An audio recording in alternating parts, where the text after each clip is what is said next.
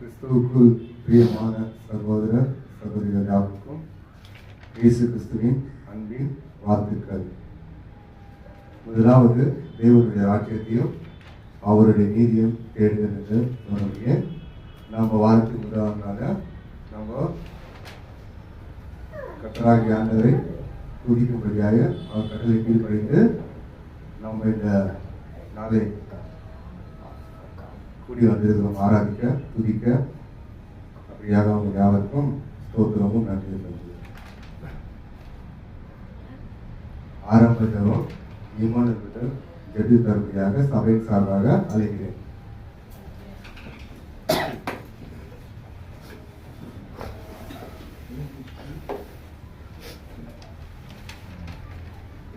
ஜெபம் செய்வோமாக. இஸ்ரவேலின் ஜெபலமான எங்கள் பரலோகத்தின் நல்ல பிதாவே, எங்கள் ஆண்டவராகிய இயேசு கிறிஸ்துவின் நாமத்தினாலே இந்த வாரத்தின் முதல் நாளிலே இந்த காலை வேளையிலே என்னை எங்களை ஜீவனோடு பலனோடு கிருபையோடு வைத்து உம்முடைய நாமத்தை நாங்கள் துதிக்கும் ஸ்தோத்திரிக்கும்படியாய் நீ செய்த பெரிதான கிருபைக்காய் நன்றி செலுத்துகிறோம்.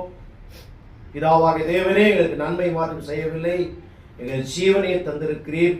உம்மை ஆராதிக்கும்படியை தொழுது கொள்ளும்படியாய் விடுபட்ட நல்ல ஸ்லாக்கியத்தை தேவன் எனக்கு எங்களுக்கு தந்தீர். உமக்கு நன்றி செலுத்துகிறோம்.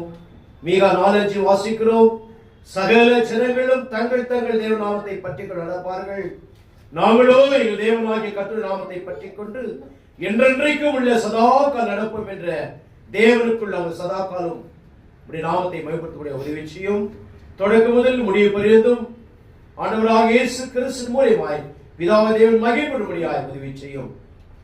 ஜெபத்தையும் பாடலையும் தேவ செய்தியையும் காணிக்கையும் ராமோஜன பந்தியையும் ஒருவரும் தவறிவிடாதபடி பயத்தோடு பக்தியோடு தேவனை தொழுது கொள்ளும்படியாய் துரிதப்படுத்தி தேவ சமூகத்தை வந்து சேரும்படியாய் தேவன் அருளும் கிருபையும்படியாய் வேண்டுகிறோம். என்னை தாழ்த்துகிறோம், வெறுமையாக்குறோம். பிதாவாகிய தேவனை காத்துக்கொள்ளும், பலப்படுத்தும்.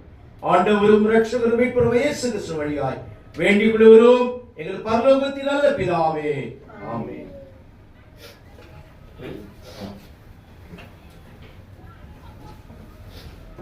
ஜபத்தை ஜெபித்த அந்த சகோதரருக்கு வார்த்தை இருக்கிறோம். அப்பொழுது பாடலை பாடும்படியாக சபையின் சார்பாக இமானுவேல் எண்ணில் அடங்கா ஸ்தோத்திரம். எண்ணில் அடங்கா ஸ்தோத்திரம் தேவா என்றென்றும் நான் பாடுவேன். எண்ணில் அடங்கா ஸ்தோத்திரம் தேவா என்றென்றும் நான் பாடுவேன். இந்நாள் வரை என் வாழ்விலே, இந்நாள் வரை என் வாழ்விலே நீ செய்த நன்மைக்கே எண்ணில் அடங்கா ஸ்தோத்திரம் தேவா என்றென்றும் நான் பாடுவேன். எண்ணில் அடங்கா ஸ்தோத்திரம் தேவா என்றென்றும் நான் பாடுவேன். வானங்கள் யாவும் அதின் கீழுள்ள ஆகாயமோ, வானங்கள் யாவும் அதின் கீழுள்ள ஆகாயமோ, பூமியில் காண்கின்ற யாவும், பூமியில் காண்கின்ற யாவும் தேவா உம்மை போற்றுமே. எண்ணில் அடங்கா ஸ்தோத்திரம் தேவா என்றென்றும் நான் பாடுவேன். எண்ணில் அடங்கா ஸ்தோத்திரம் தேவா என்றென்றும் நான் பாடுவேன். காட்டில் வாழ்கின்ற யாவும் காற்றும் காற்றும் பனித்தோ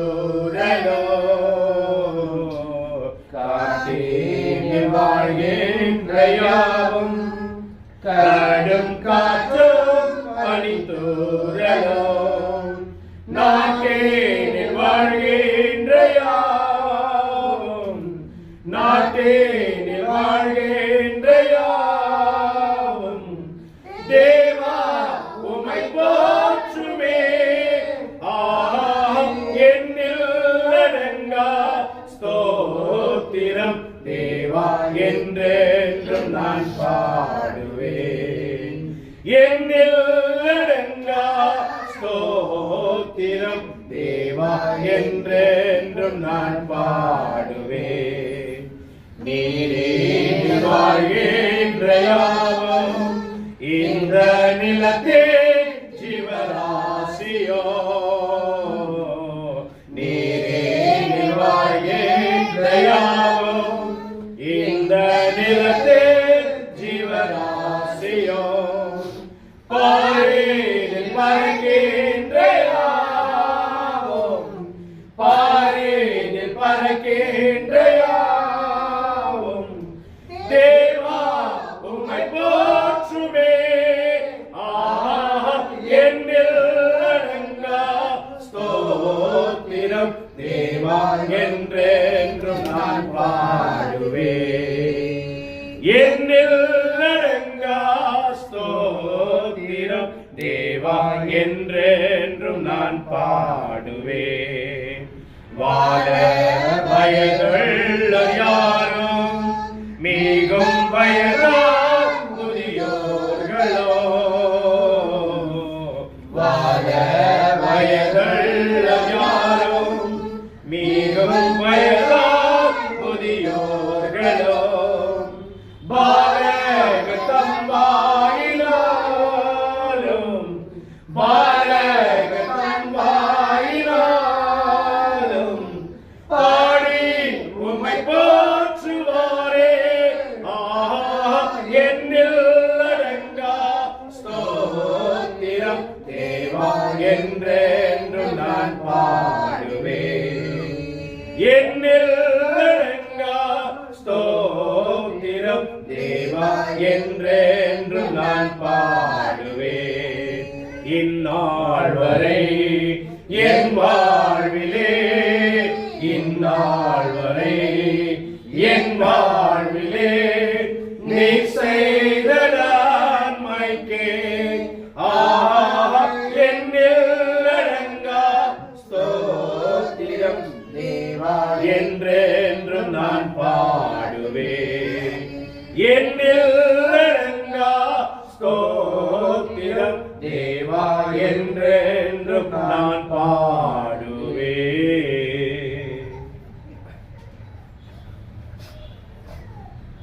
அடுத்த பாடல் பாடல் எண் 12, பாடல் புத்தகத்தில் 12.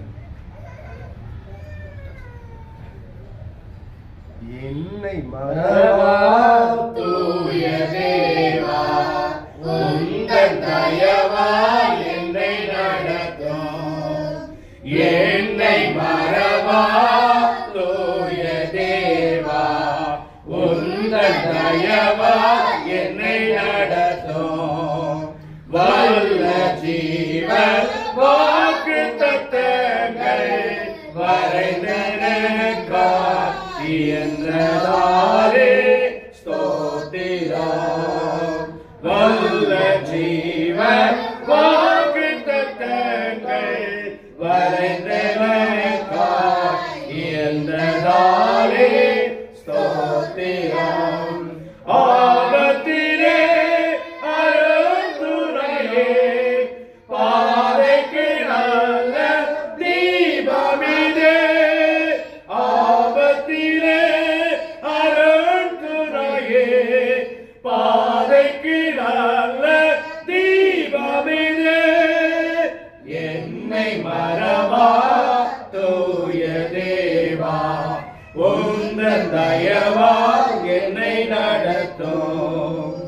என்னை மறவா தூய தேவா உந்தன் தயவா என்னை நடத்தும். பயப்படாதே வல்லக்கரத்தாலே பாதுகாப்பே என்றதாலே ஸ்தோத்திரம். பயப்படாதே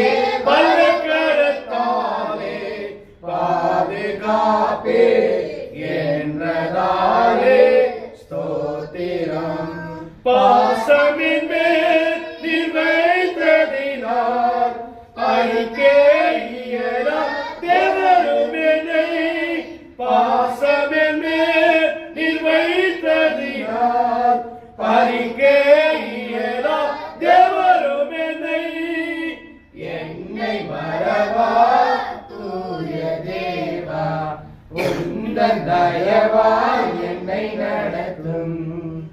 என்னை மறவா தூய தேவா உந்தன் தயவால் என்னை நடத்தும். தாய் தன் சேயை மறந்து விட்டாலோ மறவினோனை என்றதாலே ஸ்தோத்திரம். தாய் தன் சேயை மறந்து விட்டாலோ மறவினோனை என்றதாலே ஸ்தோத்திரம். மறைந்திரன்றோ உள்ள கையில் உன்னத எந்த புகலிடமே. மறைந்திரன்றோ உள்ள கையில் உன்னத எந்த புகலிடமே. என்னை மறவா தூய தேவா உந்தன் தயவால் என்னை நடத்தும். என்னை மறவா தூய தேவா உந்தன் தயவால் என்னை நடத்தும். தேக்கற்றோரா கைவிடேனே கலங்கிடேனே என்றதாலே ஸ்தோத்திரம். தேக்கற்றோரா கைவிடேனே கலங்கிடேனே என்றதாலே ஸ்தோத்திரம். நீரறியா யாரோ நீரா என் தலை முடியோ என் நீரே. நீரறியா யாரோ நீரா என் தலை முடியோ என் நீரே. என்னை மறவா தூய தேவா உந்தன் தயவால் என்னை நடத்தும். என்னை மறவா தூய தேவா உந்தன் தயவால் என்னை நடத்தும். உனக்கு நீரா எழும்புமாயோதா வாய்த்திடாதே என்றதாலே ஸ்தோத்திரம்.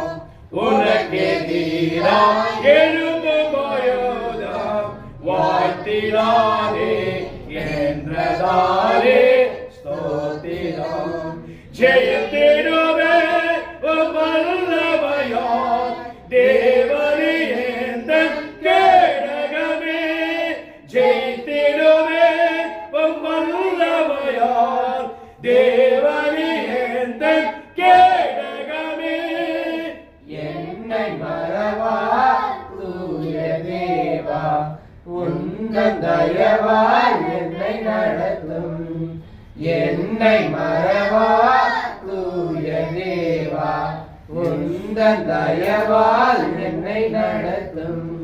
என்னை போற்றோ ஒப்புவித்தேனே ஏற்றும் என்றும் நடத்துவீரே ஸ்தோத்திரம். என்னை போற்றோ ஒப்புவித்தேனே ஏற்றும் என்றும் நடத்துவீரே ஸ்தோத்திரம். இயேசுவின் இரண்டாம் வருகை ஏழை என்னை சேர்த்திடுமே. இயேசுவின் இரண்டாம் வருகை ஏழை என்னை சேர்த்திடுமே. என்னை மறவா தூய தேவா உந்தன் தயவால் என்னை நடத்தும். என்னை மறவா தூய தேவா உந்தன் தயவால் என்னை நடத்தும். மத்தேயு 13ஆம் அதிகாரம் 19 23 வசனத்தை வாசிக்க கேட்போமாக. ஒருவன் ராஜ்யத்தின் வசனத்தை கேட்டும் உணரார் இருக்கும்போது பொல்லாங்கன் வந்து அவன் இதயத்தில் விதைக்கப்பட்டதை பறித்துக் கொள்ளுகிறான். அவனே வழியருகே விதைக்கப்பட்டவன். கற்பாரில் இடங்களில் விதைக்கப்பட்டவன் வசனத்தை கேட்டு உடனே அதை சந்தோஷத்தோடு ஏற்றுக்கொள்ளுகிறவன். ஆகிலும் தனக்குள்ளே வேறில்லாதவனாய் கொஞ்ச காலம் மாத்திரம் நிலைத்திருப்பவன் வசனத்தின் நிமித்தம் உபத்திரவமும் துன்பமும் உண்டான உடனே இடல் அடைவான். முள்ளுள்ள இடங்களில் விதைக்கப்பட்டவன் வசனத்தை கேட்பவனாய் இருந்து உலக கவலையும் ஐஸ்வர்யத்தின் மயக்கமும் வசனத்தை நெருக்கி போடுவதனாலே அவன் பலற்று போவான். நல்ல நிலத்தில் விதைக்கப்பட்டவனோ வசனத்தை கேட்கிறவனும் உணர்வனுமாயிருந்து 100ஆகவும் 60ஆகவும் 30ஆகவும் பலன் தருவான் என்றார் என்பதே.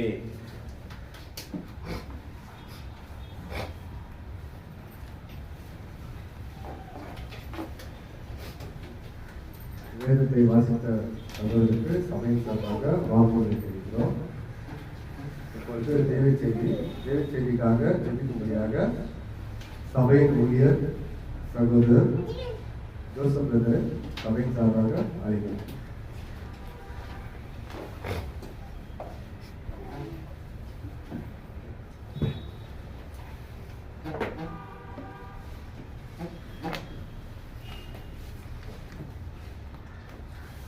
இயேசு கிறிஸ்து மூலமாக உங்கள் அனைவருக்கும் வாழ்த்துக்களை தெரிவித்துக் கொள்கிறேன். நாம் தேவ செய்திக்கு முன்பாக ஒரு ஜெபத்துக்குள்ளாக கடந்து செல்வோம். அனைவரும் எழுந்து நின்று தலைகளை தாழ்த்தி நாம் ஜெபம் செய்வோம். வானமும் பூமியையும் படைத்த பரலோகத்தின் நல்ல பிதாவே, இந்த அருமையான காலை வேளைக்காக மனமகிழ்ச்சியான நாளை எங்களுக்கு தந்து அப்பா எல்லாவற்றும் சுகபத்திரமாக பாதுகாத்து உம்முடைய சத்திய வசனத்தினால் எங்களை நடிப்பித்து ஆசீர்வதிச்ச தயவுக்காக நன்றி தகப்பனே. பிதாவே, உம்முடைய கிருபை உம்முடைய மகத்துவம் எத்தனை பெரியது. நாங்கள் பரலோகத்தை அடையும்படியும் நித்திய ஜீவனை பெறும்படியும் உம்முடைய சித்தத்தின்படி ஆராதனையிலே நடக்கும்படியும் எங்களை நீர் பாதுகாத்து ஆசீர்வதிச்ச தயவுக்காக நன்றி தகப்பனே. இதோ தகப்பனே, கேட்க போகிற உம்முடைய வார்த்தைகள் ஒவ்வொன்றும் தகப்பனே எங்களுடைய இதயம் என்னும் பலகைகளை எழுதி அதை நாங்கள் இந்த காதில் வாங்கி இந்த காதில் விடாதபடிக்கு மற்றவருக்கு உபதேசம் பண்ணும்படி எங்களை ஆயத்தப்படுத்திக் கொள்ளவும் மற்றவர்கள் சத்தியத்தில் வளரும்படி நீரே ஆசீர்வதிச்சு பலப்படுத்தணும்ப்பா.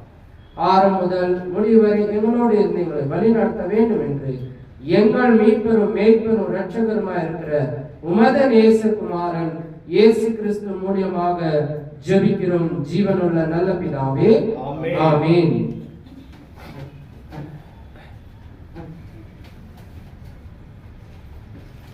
தேவனுடைய பிள்ளைகள் எப்போதும் சத்தியத்துக்கு செவி கொடுக்கிற பிள்ளைகளாக தான் இருப்பாங்க. இந்த மத்தேயும் 13ஆம் அதிகாரத்துல நம்ம 9 இருந்து 23 வரைக்கும் வாசிச்சோம். ஒரு மனிதனை குறிச்சு, இந்த உலகத்தாரை குறிச்சு, விசுவாசம் இல்லாதவர்களை குறிச்சு இயேசு கிறிஸ்து சொல்ற ஒரு உவமை தான். விதை எப்படியாப்பட்டதா இருக்கிறது. பிசாசானவன் வார்த்தை மூலியமாக தான் நம்ம என்ன பண்ண முடியும், மயக்க முடியும். வார்த்தை மூலியமா தான் இந்த உலகத்தின் ஆசைகளை காட்டி நம்மள அழைக்க முடியும். பிசாசானவனுக்கு எந்த செயல்பாடுகளை செய்யறதுக்கு அதிகாரம் தேவன் கொடுக்கல. இந்த ஒரு மீன் சொன்ன பார்த்தீங்களா, அதுதான் கிறிஸ்துவின் சபையார குறிச்சு நம்ம பார்ப்போம். ஏன்னா நாம எப்போதும் நிலையா இருக்கும் போது, சத்தியத்துல உறுதியோட இருக்கும் போது, நமக்கு யார் எந்த காரியத்தை கொண்டு சொன்னாலும் நம்ம விலகி போக மாட்டோம். அப்படியாப்பட்ட ஒரு சபை தான் என்ன சபைங்க, கிறிஸ்துவின் சபை. இப்ப நாம எப்படிப்பட்டவர்களா இருக்கிறோம், அந்த மீனை பத்தி உதாரணமா பார்த்தோம். நம்ம மீன் அந்த வசனத்தை வாசிப்போம். மத்தேயு 13ஆம் அதிகாரம் 19வது வசனத்தை நம்ம வாசிப்போம். ஒருவன் ராஜ்யத்தின் வசனத்தை கேட்டும் உணராது இருக்கும்போது பொல்லாங்கன் வந்து அவன் இதயத்தில் வைக்கப்பட்டதை பற்றிக் கொள்ளுகிறான். அவன் இருதயத்தில் வைக்கப்பட்டதை விதைக்கப்பட்டதை பறித்துக் கொள்கிறான். அவனே வழியரங்க விதைக்கப்பட்டவன். இந்த போக்கு காட்டுச்சு தெரியுங்களா ஒரு வழி? அந்த மாதிரி தான் இந்த மனுஷனா இருக்கிறான். ஏன்னா இவங்க எல்லாரையும் தேவன் ஆசீர்வதிச்சிருக்கிறார். இவங்களுக்கு எல்லாவற்றிலும் உடலில கை, காலு, கண்ணு, மூக்கு, வாய் எல்லாத்தையும் கொடுத்திருக்கிறார் தேவன். ஆனா தேவனுடைய வார்த்தையை கேட்கிறாங்கன்றதுதான் மிக முக்கியமான ஒரு சக்தி. அவங்க தேவனுடைய வார்த்தைக்கு தான் செவி கொடுக்கறாங்களா, இல்ல இந்த பொல்லாங்கா இருக்கிற பிசாசின் வார்த்தைக்கு செவி கொடுக்கறாங்க? எப்படிப்பட்டவர்களா இருக்கிறாங்க? நம்ம ஒரு வசனத்தை கொண்டு பார்ப்போம். எபேசியர் 2ஆம் அதிகாரம், புதிய ஏற்பாட்டுல எபேசியர் 2ஆம் அதிகாரம் 3வது வசனத்தை வாசிப்போம். அவருக்குள்ளே நாம் எல்லாரும் முற்காலத்திலே நமது மாம்ச இச்சையின்படியே நடந்து. இப்போ இங்க என்ன சொல்றாங்க? தேவனுக்குள்ள இல்லாத மனுஷர்கள் எப்படி இருக்கிறாங்கன்னா மாம்ச இச்சை நடந்து. என்ன நினைப்போம் நம்ம? மாம்ச இச்சைனா நமக்கு என்ன தேவையோ அதை சாப்பிடலாம். இன்னைக்கு நிறைய பேர் எதை எதிர்பார்க்கறாங்கன்னா ஃபாஸ்ட் ஃபுட், எது நூடுல்ஸ், பர்கரு, பீஸா. ஆனா நோய் எதுல வருதுங்க? அதுலதான் வருது. ஆரோக்கியமான உணவு வீட்டுல செஞ்சு அம்மா அழகா எல்லா மருத்துவம் கூட்டி அந்த உணவை கொடுக்கும் போது மஞ்சள், மிளகா, உப்பு, புளி இந்த மாதிரி எல்லாம் செஞ்சு கொடுக்கும் போது அவங்களுக்கு என்ன இல்லைங்களா? இஷ்டம் இல்லைங்களா? இந்த மாம்சத்துக்கு எது தேவைன்னு விரும்புறாங்க. இந்த சரீரத்துக்கு என்ன ஆசை? 2வது கண்களின் ஆசை. பார்க்கிற நிறைய அநேக சகோதரர்கள் பெண்களை பார்க்கிற பார்வையே எப்படி இருக்குதுங்களா? பாவத்திற்குரிய பார்வையே தான் இருக்கு. அதான் இயேசு கிறிஸ்து சொல்றாரு, ஒரு பெண்ணை விபச்சாரம் பண்ணா அது விபச்சாரம் சொல்றீங்க, கண்ணால பார்த்து மனசுல இச்சிப்பதும் விபச்சாரம் செய்தாயிற்று. இப்ப நம்ம கண்ணால பார்த்து ஒரு பெண்ணை இச்சிப்பதும் என்னங்க? விபச்சாரம் செய்தாயிற்று. அப்ப நம்ம என்ன பண்ணணும்? நம்ம சரீரத்துல, நம்ம மாம்சத்துல இச்சைகள் எப்படி இருக்கு பாருங்க. அப்புறம் நமக்கு தேவையானது நம்ம வாங்கிக்கிறது என்னங்க? நமக்கு அளவோட ஒரு ஷர்ட் பேண்ட் இருந்தா போதும் நினைக்குவாங்க. ஆனா இன்னைக்கு என்ன நினைக்கிறாங்க? ஒரு நாளைக்கு 4 ஷர்ட் பேண்ட் போடணும், அதை செட்டா போடணும், அதோ ஷூஸுங்க ஏற்ற மாதிரி. இப்ப அவங்களுடைய இச்சைகள் எல்லாம் எப்படி இருக்கு? ஒரு பேண்ட் ஒரு ஷர்ட் போட்டா தேவன் ஆசீர்வதிப்பார், அதே 4-5 போட்டா என்ன மற்றவங்க இல்லாதவங்களுக்கு கொடுக்கலாங்க. இந்த மாம்ச இச்சை எப்படி இருக்குது? சரி, அந்த கீழே வாசிங்க வசனத்தை. நமது மாம்சமும் மனசும் விரும்பினவைகளை, மாம்சம் இதுல மனசும் கலந்து இருக்கு, விரும்பினவைகளை செய்து சுபாவத்தினாலே மற்றவர்களை போல கோபாக்கினியின் பிள்ளைகளாயிருந்தோம். இப்போ கிறிஸ்துவுக்குள் வராத முன்ன, ஞானஸ்தானம் பெறாத முன்ன எப்படியாப்பட்ட சுபாவத்தில் நம்ம இருக்கிறோம், எப்படியாப்பட்ட சிந்தனையில் இருக்கிறோம் பாருங்க. நமது மாம்சமும் மனதும், இந்த மாம்சத்துக்கு மனசும் சேர்ந்து இருக்கு. ஏன்னா ஒரு கட்டத்துல வரும்போது மாம்ச இச்சைகளுக்கு ஆவிக்குரிய இச்சைகள் என்ன பண்ணுங்க? விலகி ஓடும். அது கிறிஸ்துவுக்குள்ள இருக்கிறவங்க. கிறிஸ்துவுக்குள்ள இல்லாதவங்க அந்த மனசும் மாம்சமும் இச்சையா ஒரே வழியில போகணும், இசைந்து இருக்கும். நான் சொல்றதுதான் சரி, நான் செய்வதுதான் சரி அப்படின்னு பண்ணிருப்பாங்க. ஆனா அவங்களுடைய இச்சைகள் எல்லாம் எப்படி இருக்குங்க? மனதும் விரும்பினவைகளை செய்து சுபாவத்தினாலே மற்றவர்களை போல. பாருங்க, மற்றவர்களை யாரு குறிக்குதுன்னா, நமக்கு உலகத்தின் அதிபதி யாருன்னு தெரியும், பிசாசானவன். அவன் தான் நம்ம என்ன பண்றாங்க? இந்த மாம்சமும் மனசும் ஒன்னா சேர்ந்து செயல்படுறதுக்கு வழிவகுக்கும். அப்போ அவங்க என்ன நடக்குது? தேவனுக்கு முன்பாக கோப ஆக்கினியாய் பிள்ளைகளாய் இருக்குமோ. அப்ப பிள்ளைகளாய் இருக்கும்படி நாம எந்த மனசை கொண்டு இருக்கிறோம்? ஞானஸ்தானம் முன்னாடி இப்படியாப்பட்ட வாழ்க்கை வாழ்றது தெரியலன்னு மன்னிக்கலாம் தேவன். ஆனா ஞானஸ்தானம் பெற்ற பின்பும் இந்த மனசும் மாம்சமும் சேர்ந்து செயல்படுறது சரியா? வேதத்துல என்ன எழுதி இருக்குதோ அதை நம்ம கடைபிடிக்கிறது தான் தேவனுடைய சித்தமா இருக்கிறோமே தவிர, வேதத்தில் இல்லாதவர்களை நம்ம செய்து சத்தியத்துக்கு விரோதமாக நடப்பது தேவன் ஒரு காலமும் மன்னிக்க மாட்டார். அது எப்படியாப்பட்ட அக்னியா இருக்குது பாருங்க, கோப ஆக்கினியின் பிள்ளைகளா இருக்கு. அப்ப எதை குறிச்சு சொல்றாரு? நியாய தீர்ப்பு நாள்ல நரகத்தை வைத்து இருக்கிறார், நித்திய நரகம். அந்த இடத்தை குறிச்சு இங்க தேவன் பேசுகிற ஒரு வார்த்தை தான். நம்ம இன்னொரு வசனத்தை கூட வாசிப்போம். யோவான் 8ஆம் அதிகாரம் 44வது வசனம்.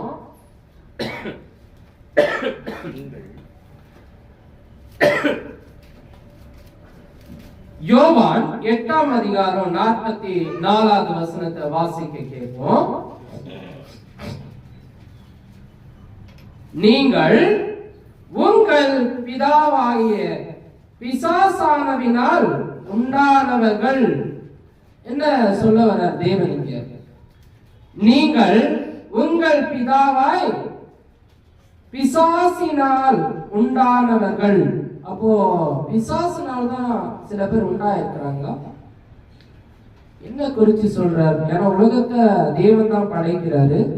தேவனுடைய மகத்துவத்தினால அவர் மனுஷனை மண்ணினால உண்டாக்குனாரு. எல்லா மனுஷனும் ஆதாம் ஏவாள் வந்தாங்க. அப்போ பிசாசுடைய பிள்ளைகள்ன்றாரு, பிசாசவினால் உண்டானவைகள் என்றாரு. எதை குறித்து சொல்றாரு? இந்த மாம்சத்தின் இச்சை. மாம்சத்தின் இச்சை நம் மனது இச்சையும் சேர்ந்து பாவத்தை செய்யும் போதுதான் தேவன் அங்க என்ன சொல்றாரு? பிசாசின் பிள்ளைகள். அப்போ யாரால உண்டாக்குறோம் நம்ம கொஞ்ச நேரம் சிந்திச்சு பார்ப்போம். நம்மளுடைய வாழ்க்கையில நம்ம பிசாசுடைய வார்த்தைகளுக்கு கீழ்ப்படியணும். பிசாசான ரொம்ப அருமையா ஏமாத்தணும். ஏன்னா வேதத்துல அவனும் பேசி இருக்கிறோம். இப்படியாப்பட்ட காரியங்களை இயேசு கிறிஸ்து மூலியமாக கூட பேசி இருக்கிறோம். இயேசு கிறிஸ்துக்கிட்டே போய் பேசுறாங்க. தேவன் இதை சொல்லிக்கிறார் இல்லையா? தேவன் உங்களை ரட்சிப்பார் இல்லையா? பிசாசானவன் பாருங்க அழகா பேசுறோம். ஆனா இங்க என்ன சொல்றாரு? உங்கள் பிதாவாகிய பிசாசானவனால் உண்டானவர்கள் உங்கள் பிதாவுடைய இச்சையின்படி செய்ய மனதாயிருக்கிறீர்கள். உங்கள் பிதாவுடைய இச்சைகளின்படியே செய்ய மனதாயிருக்கிறீர்கள். நம்ம முதல் பார்த்தோம் இல்லையா? மாம்சம் மனது. இங்க இரண்டாவது பிசாசானவன் மனதில புகுந்து பாவத்தை செய்யும்படி அவன் நம்மளை ஆயத்தப்படுத்துறான். கிறிஸ்தவர்கள் எல்லாம் ரொம்ப ஜாக்கிரதை உள்ளவர்கள், அந்த பாவத்துக்கு விலகி இருப்பார்கள். ஆனா மற்றவர்கள் எப்படி இருப்பாங்க? இன்னைக்கு அநேக காரியங்கள்ல ஏன் மனசு சொல்றதுதான் நான் என்ன பண்ணுவேன்? செய்வேன். நான் உன்னுடைய வார்த்தை என்ன கேட்கறது? இந்த பிரதருடைய வார்த்தை என்ன கேட்கறது? தேவனுடைய வார்த்தையை நான் என்ன கேட்கறதுன்னு அவங்க கேட்க மாட்டாங்க. என் மனசுக்கு என்ன தோணுதோ அதுதான் நான் செய்வேன். இப்ப நிறைய பிள்ளைகள் எப்படி இருக்கிறாங்க?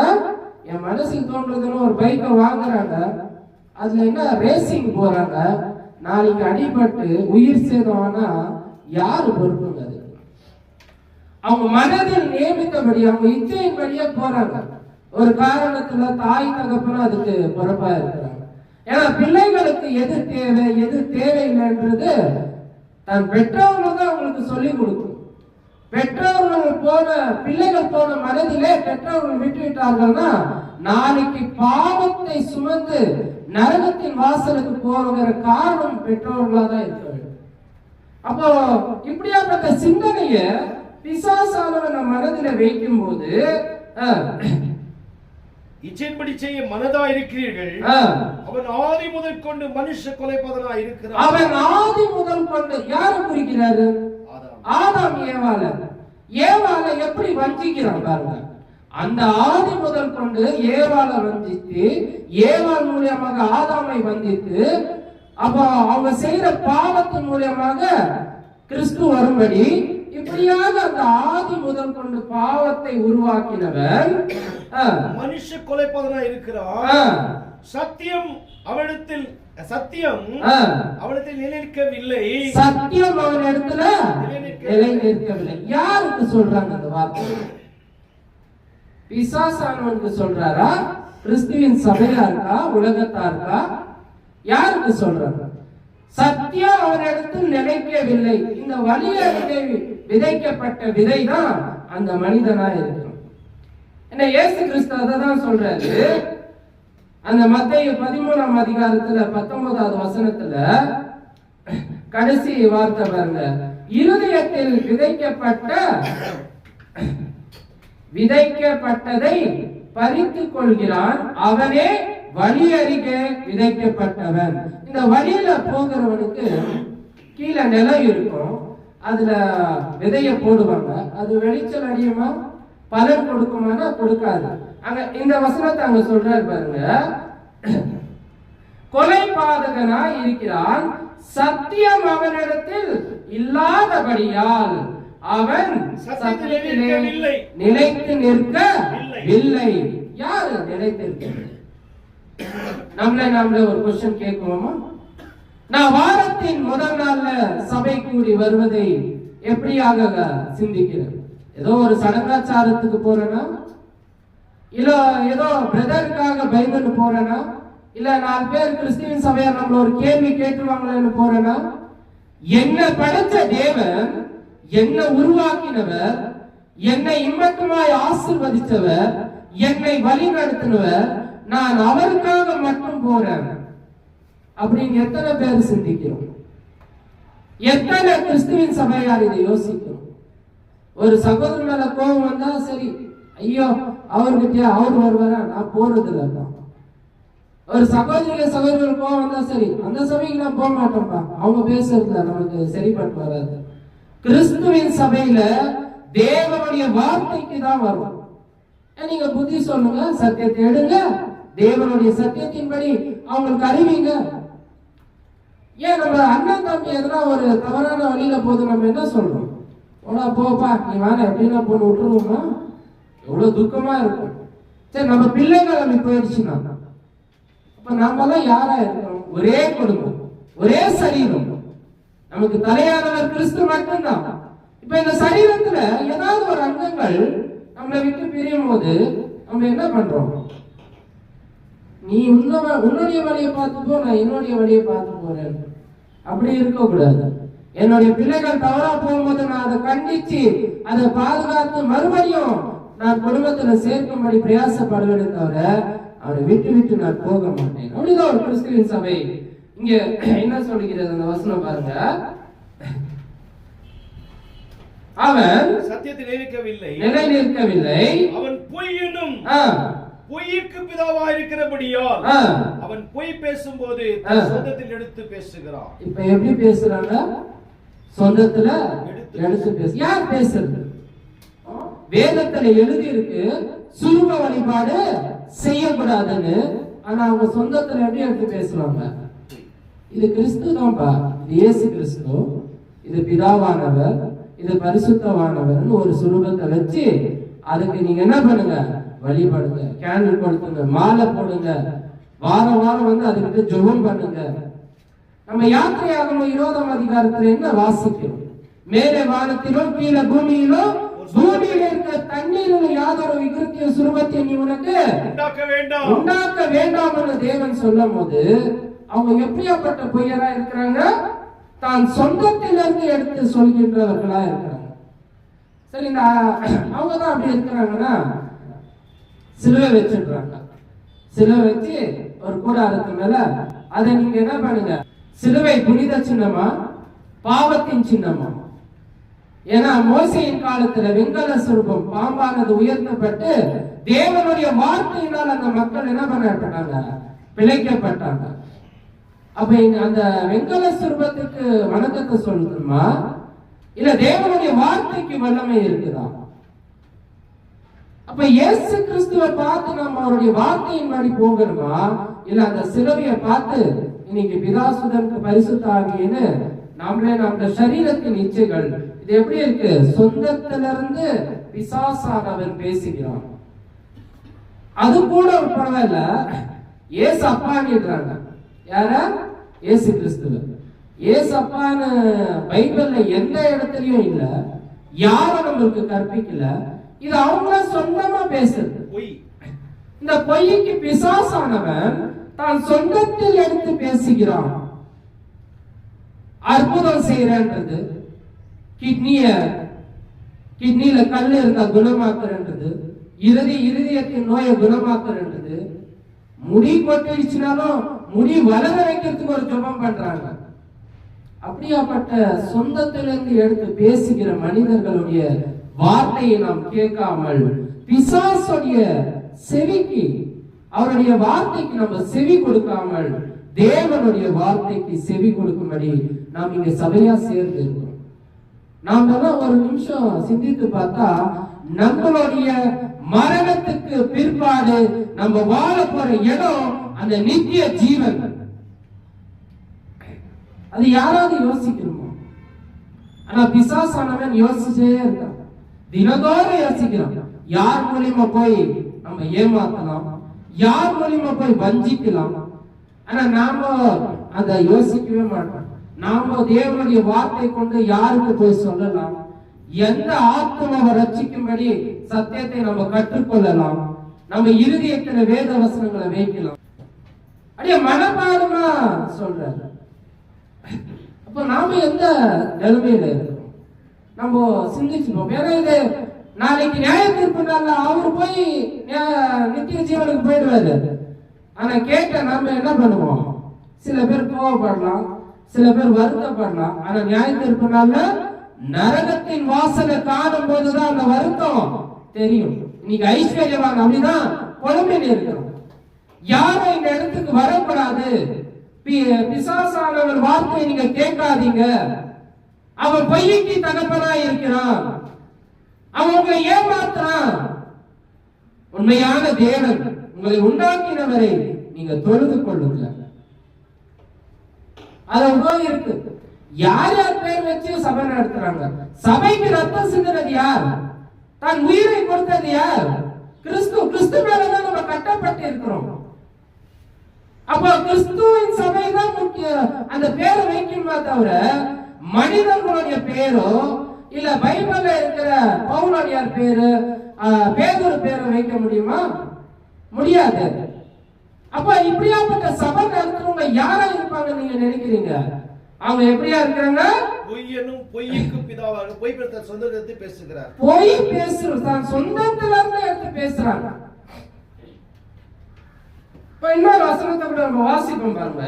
யாக்கோபு 3ஆம் அதிகாரம் 6வது வசனம் எடுத்தவர்கள் வாசிங்க.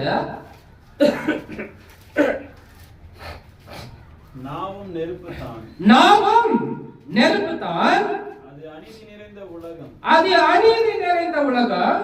நம்முடைய அவயங்களில் நாமானது முழு சரீரத்தையும் கரைப்படுத்தி ஆயுள் சக்கரத்தை கொடுத்து விடுகிறதாயும் நரக அக்கினியினால் கொளுத்தப்படுகிறதாயும் இருக்கிறது. இப்ப இந்த நாவு என்ன சொல்றாரு? நெருப்பு. அப்ப நெருப்பு அது அநீதி நிறைந்த உலகம். இந்த உலகத்துல இந்த நாவு மிக முக்கியமானது. அந்த நாவை நம்ம எப்படி பயன்படுத்தணும் தேவன் சொல்றாரு பாருங்க. நாக்குக்கும் வசனம் வச்சிருக்கிறார் பாத்தீங்களா? ஏன்னா இந்த நாக்கால தான், இந்த வார்த்தையால தான் அநேகர் பாவத்தை செய்யறதுக்கும், அநேகர் தேவ வசனத்தை புரட்டுவதற்கும், அநேகர் தேவனையே பிசாசன் சொல்றதுக்கும் இன்னைக்கு ஆயத்தப்படுத்துறாங்க. நமக்கெல்லாம் ஒரு விஷயம் தெரியும். வெளிநாட்டுல ஒரு இடத்துல பிசாசின் சபையே இருக்குது. அவங்க பிசாசதான் வணங்கிட்டு இருக்கிறாங்க. இன்றைக்கும் அது நடந்து இருக்கு. எத்தனையோ ஆயிரம் ஜனங்க அங்க போறாங்க. பாருங்க, எதனால? இந்த நாக்கு, இந்த நாக்குல இருந்து வர அந்த வார்த்தை, அந்த வார்த்தை யாருடையதா இருக்கணும்? என்ன படைச்ச தேவனுடையதா இருக்கணுமா? இல்ல என்ன படைக்காத தேவனுக்கு கீழ்ப்படாத பிசாசுடைய வார்த்தையா இருக்கணுமா? பாருங்க, அது நெருப்புதான், நெருப்புதான், அது அநீதி நிறைந்த உலகம், அது அநீதி நிறைந்த உலகம். இப்போ நிறைய விஷயத்துல பாக்குறோம். இந்த கொலை சண்டைலாம் நீங்க பார்த்திருப்பீங்க, அநேக இடத்துல நடக்குது. ஒரு தண்ணிக்காக என்ன பண்ணுவாங்க? கெட்ட கெட்ட வார்த்தை பேசிக்குவாங்க. ஆனா தான் சரீரத ஆத்மா ஆவி ரட்சித்துக் கொள்ள தேவனுடைய வார்த்தை ஒண்ணு கூட என்ன பண்ணாதுங்க, அவங்களுடைய வார்த்தையில இருந்து வராது. நான் அவங்க தப்பு கூறல. ஏன்னா சத்தியத்தை கிறிஸ்துவின் சபையார் அநேக இடத்துல போய் பிரசங்கிக்காத தொட்டு இன்னைக்கு அநேகருடைய வார்த்தையிலிருந்து வர வார்த்தைகள், வாயிலிருந்து வர வார்த்தைகள் எப்படி இருக்குதுங்களா, அநீதி வார்த்தைகளா இருக்குது. தான் சகோதரனை பார்த்து மூடனே என்று சொன்னால் அவர் எரிநரகத்துக்கு பாத்திரவனா இருப்பாங்க, வேதம் சொல்லுது. அப்போ ஒரு சகோதரியோ ஒரு சகோதரனோ கிறிஸ்துவுக்குள்ள இருக்கிறவங்களோ தான் சகோதரனை வஞ்சிக்கும் போது, தான் சகோதரியை வஞ்சிக்கும் போது, தான் தாய் தகப்பனை வஞ்சிக்கும் போது அவங்க எப்படியாப்பட்ட நாவா இருக்குது, அநீதி. இது நான் சொல்லல, தேவனே சொல்றாரு. நம்முடைய அவயங்களில் நாவானது முழு சரீரத்தையும் கரைப்படுத்தி இதை கரைப்படுத்தும், ஆயுள் சக்கரத்தை கொளுத்து விடுவதாயும் நரக ஆக்கினியாலே கொளுத்தப்படுவதாயும் இருக்கிறது. எப்படி இருக்கிறது பாருங்க. நம்மளுடைய சரீரத்தை நாமளே என்ன பண்றோம், அழிக்கும்படி இந்த நாவானது அந்த வார்த்தைகளை கொண்டு பயன்படுத்துது. தானியேல் என்ன பண்ணாரு, இடைவிடாமல் 3 வேளை ஜபிச்சாங்க. அவருக்கு ஜபிக்கும் போது ராஜா சட்டம் போட்டது என்ன, அந்த ராஜாவை தவிர 1 மாசத்துக்கு என்ன பண்ணக்கூடாதுங்க, யாரையும் ஜபிக்க கூடாது. ஆனா அவர் பயந்தாரா, சிங்கத்தின் குகையில போடுறாங்க. ஏன்னா சிங்கத்துக்கிட்ட போட்ட என்ன ஆகும் நமக்கே தெரியும். ஆனாலும் அவர் பயப்படல, அவர் தைரியமா நின்னாரு. ஏன்னா நீ சிங்கத்தின் வாயில் போட்டாலும் என் தேவனை நான் ஜபிப்பேன். நாம எப்படியாப்பட்ட நாவை உபயோகப்படும் நம்ம சிந்திச்சு பார்ப்போம். அடுத்தது 2வது பாடம் மத்தேயு 13ஆம் அதிகாரத்துல 20வது வசனத்தை 20-21 வாசிக்க கேட்போம். மத்தேயு 13:20-21. கற்பாறை இடங்களில் விதைக்கப்பட்டவன் வசனத்தை கேட்டு உடனே அதை சந்தோஷத்தோடு ஏற்றுக்கொள்ளுகிறவன், ஆகிலும் தனக்குள்ளே வேறில்லாதவனாய் கொஞ்ச காலம் மாத்திரம் நிலைத்திருப்பான். வசனத்தின் நிமித்தம் உபத்திரவமும் துன்பமும் உண்டானவுடனே அடைவான். எப்படி இருக்கிறாங்க, கற்பாறை இடங்களில் விதைக்கப்பட்டவன் வசனத்தை கேட்டு உடனே சந்தோஷத்தோடு ஏற்றுக்கொள்ளுகிறான். கிறிஸ்துவுக்குள்ள வரும்போது நிறைய பேர் உற்சாகமா வருவாங்க. இது என்ன ஒரு மாற்றம் இருக்குதுப்பா, இது எங்க ஒரு சத்தியம் இருக்குதுப்பா, கேட்கும் போது ரொம்ப நல்லா இருக்கு, உண்மையா பேசுறாங்க. ஆனா இடர்கள் எப்படி வரும், தான் குடும்பத்தார் மூலியமா வரும். நான் இந்த இடத்துல போய் நிக்கிறேன், அப்பா சொல்றாரு நீ என்ன கிறிஸ்துவின் சபையில் புதுசா போற, அம்மா சொல்லுவாங்க என்னப்பா நம்ம எல்லாம் ஆதி முதல் கொண்டு நீ என்ன புதுசா கிறிஸ்துவின் சபையில் போற, இல்ல இல்ல அதுதான் உண்மையான சத்தியம் அப்படின்னு போடும்போது அங்க என்ன வருதுங்க, தாய்க்கும் பிள்ளைக்கும் தகப்பனுக்கும் பிள்ளைக்கும் சண்டை மூடுகிறது.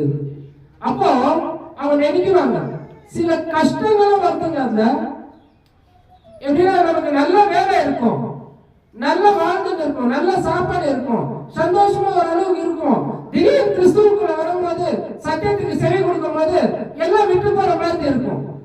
பயந்துரும், ஐயோ என்னப்பா இத்தனை நாள் இருக்காங்க, நம்ம நல்லா தானே இருந்தோம், திடீர்னு இந்த கிறிஸ்துவின் சபையில போயிட்டு இருந்தோம், சில பிரச்சனைகள் வந்துடுச்சு, அப்ப இது உண்மை இல்லாதது அப்படின்னு இடரல் அடைந்து தேவனுடைய வார்த்தையை விட்டு எப்படி இருக்கிறாங்க, கொஞ்சம் காலம் மாத்திரம் நிலைத்திருப்பான். வசனத்தின் நிமித்தம் உபத்திரவம் துன்பமும் உண்டான உடனே இடரல் அடைவான். இந்த இடரல் அடைவர்கள் இப்படிப்பட்டவர்களா இருக்கும்படி பிசாசானவன் சொல்கின்ற வெறும் வார்த்தை தான். அந்த வார்த்தைகளை தான் நம்ம ஏமாத்தணும். ஏன்னா உள்ள உணவும் உடுக்க உடையும் இருக்க இடமும் யாரும் தேடுறாங்க, அஞ்ஞானிகள் தான் தேடுகிறார்கள். அவருக்கு என்ன வேணும், நீ பிறந்த முதல் கொண்டு வயிற்றுல இருக்கும் போதே தேவன் உன்னை என்ன பண்ணியிருக்கிறாரு, ஆசீர்வதிச்சு இருக்கிறார். அவர் உனக்கு என்ன வேணும், என்ன வேண்டாம், எது செய்யணும் எது செய்யக்கூடாது, எப்படி நடக்கணும் எப்படி நடக்கக்கூடாதுன்னு எல்லாவற்றையும் அறிந்து இருக்கிற தேவனை நீ விசுவாசிக்கணுமா? இந்த உலகத்துல சில இடர்கள் வரும், பிரச்சனைகள் வரும், கஷ்டங்கள் வரும், துன்பங்கள் வரும், அந்த வசனத்தில் நீ நிலைத்து இருக்கிறாயா என்று தேவனுக்குள் உறுதியா இருக்கிறான்னு சிந்தித்து பார்க்கணும். வாசிக்கலாம். சாமுவேல் 2 சாமுவேல் 12ஆம் அதிகாரம் 9வது வசனத்தை நாம் வாசிக்க கேட்போம். கர்த்தருடைய பார்வைக்கு பொல்லாப்பான இந்த காரியத்தை செய்து அவருடைய வார்த்தையை நீ அசட்டை பண்ணினது என்ன என்ன என்ன கேக்குறாரு? கர்த்தருடைய பார்வைக்கு பொல்லாப்பான இந்த காரியத்தை செய்து அவருடைய வார்த்தையை நீ அசட்டை பண்ணினது என்ன? அவருடைய வார்த்தை, யாருடைய வார்த்தை அசட்டை பண்றாங்க? தேவனுடைய வார்த்தையை அசட்டை பண்றாங்க. அது எப்படி பார்க்கறாங்க? அவங்க உபத்திரம் வரும்போது, துன்பம் உண்டான போது இடரல் அடைகிறார்கள். தேவனுடைய வார்த்தையினால் இடரல் அடைகிறார்களா? ஏன்? வாசிக்கிறது தொடர்ந்து சாமுவேல்ல. ஏத்தேனாகிய ஊரியாவை நீ பட்டயத்தால் மடிவித்து அவன் மனைவியை உனக்கு மனைவியாக எடுத்துக்கொண்டு அவனை அம்மோன் புத்திரனின் பட்டயத்தாலே கொன்று போட்டாய். யாரு? யார் இதுங்க? தாவீது. அப்போ தாவீது எப்படிப்பட்டவர்? ஏன்னா சிறு வயதிலே அபிஷேகம் பண்ணப்பட்டவர், ராஜாவாக தேர்ந்தெடுக்கப்பட்டவர், தேவனுக்கு பிரியமானவர், அவர் பரிசுத்தமா இருந்து தேவனுடைய காரியங்களிலே வழி நடத்தினவர். அவர் செய்த பாவம் என்னன்னா, இந்த வார்த்தையில நிலைத்திராதபடிக்கு அவர் சில இச்சைகளினாலே தேவனுடைய வார்த்தை என்ன பண்ணிடுறாங்க? கேட்டு இடரல் அடைந்து போயிட்டாரு.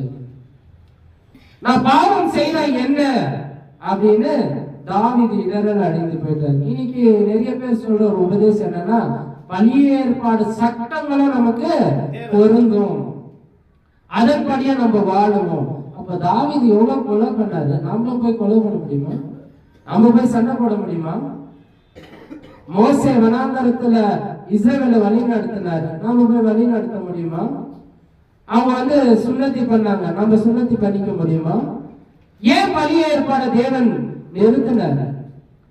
அது ஒரு வரலாறு, அதை தெரிஞ்சுக்கங்க. அந்த சட்டம் உங்களுக்கு கிடையாது. புதிய ஏற்பாடு சட்டம் அப்போஸ்தலர்களால உண்டாக்கப்பட்டது, அதுதான் நீங்க கை கொள்ளணும்னு இயேசு கிறிஸ்து சொல்லும் போது, இன்னைக்கு அநேகரோட உபதேசம், நான் மோசையை பின்பற்றேன், நான் தாவீதை பின்பற்றேன், நான் சாலமோனை பின்பற்றேன், நான் ஆதாம் ஏவாளை பின்பற்றேன், இப்படியாப்பட்ட உபதேசங்களை கை கொள்கிறவர்கள் கூட சில கிறிஸ்துவ சபையில இருக்கிறாங்க. ஏன்னா அவர் செய்த பாவம். தாவீது உத்தமனா இருந்தாரு, அவரை போல இருக்கணும்னு ஒருத்தர் நினைத்தாங்கன்னா, அவரும் பாவம் செஞ்சாரு, நாமளும் பாவம் செய்யதான் போகும். யோசிக்கலாம் இல்லைங்களா? தாவீது செஞ்சாரு, அவர் தேவனுக்கு அவ்வளவு பிரியமா இருந்தாரு, நாம செஞ்ச என்ன தப்பு? அதுதான் இயேசு கிறிஸ்து அதை நிறுத்துது. ஏன்னா இயேசு கிறிஸ்து ஒருத்தர் தான் நீதிமானா இருந்தார். அவர் என்ன சொன்னார்? என்னை பின்பற்றுங்கள், என் வார்த்தைக்கு செவி கொடுங்கள், நான் உங்களுக்கு நித்திய ஜீவனை கொடுப்பேன். அவர்கிட்ட சாக்கு புக்கு சொல்ல முடியாது. இயேசு கிறிஸ்து நீங்க என்ன பாவம் செஞ்சீங்க, நானும் செய்வேன் அப்படின்னு என்ன பண்ண முடியாது, சொல்ல முடியாது. நீதிமானா வாழ்ந்தார், தேவனுக்கு கீழ்பட்டாரு. அப்ப நான் எப்படி வாழணும்? இப்ப தாவீது கூட இந்த இடரல் அடைந்து போயிட்டாரு. நிறைய பேருக்கு இந்த உபதேசம் கடினமா தான் இருக்கும். என்ன தாவீதை குறிச்சு இவ்வளவு இதுவா பேசுறீங்களா? தாவீதை குறிச்சு இல்ல, இயேசு கிறிஸ்து தேவன் சொன்ன வார்த்தை இது. அடுத்த ஒரு வார்த்தை பாருங்க, யாக்கோபு 4ஆம் அதிகாரம் 3வது வசனத்தை நம்ம வாசிக்க கேட்போம்.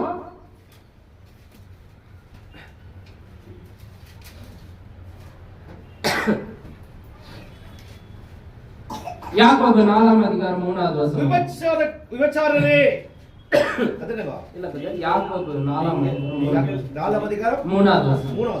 நீங்கள் விண்ணப்பம் பண்ணி நீங்க தேவனிடத்தில் ஜெபித்தோம், உங்கள் இச்சைகளை நிறைவேற்றும்படி செலவழிக்க வேண்டும் என்று தகாத விதமாய் விண்ணப்பம் பண்ணுகிறபடியினால் பெற்றுக் கொள்ளாமல் இருக்கிறீர்கள். இன்னைக்கு ஜெபத்துல என்ன செய்யறோம்? தேவனுடைய வார்த்தையை பயன்படுத்துறோமா? தேவன் சொன்னதை கீழ்பட்டு நடக்கிறோமா? இல்ல நமக்கு என்ன தேவைன்றது நம்ம அந்த ஜெபத்தை நம்ம மாம்சத்துக்கு என்ன தேவை, என்னுடைய வாழ்க்கைக்கு என்ன தேவைன்னு ஜெபிக்கிறோமா? இது யாருக்கு இஷ்டம் இல்ல?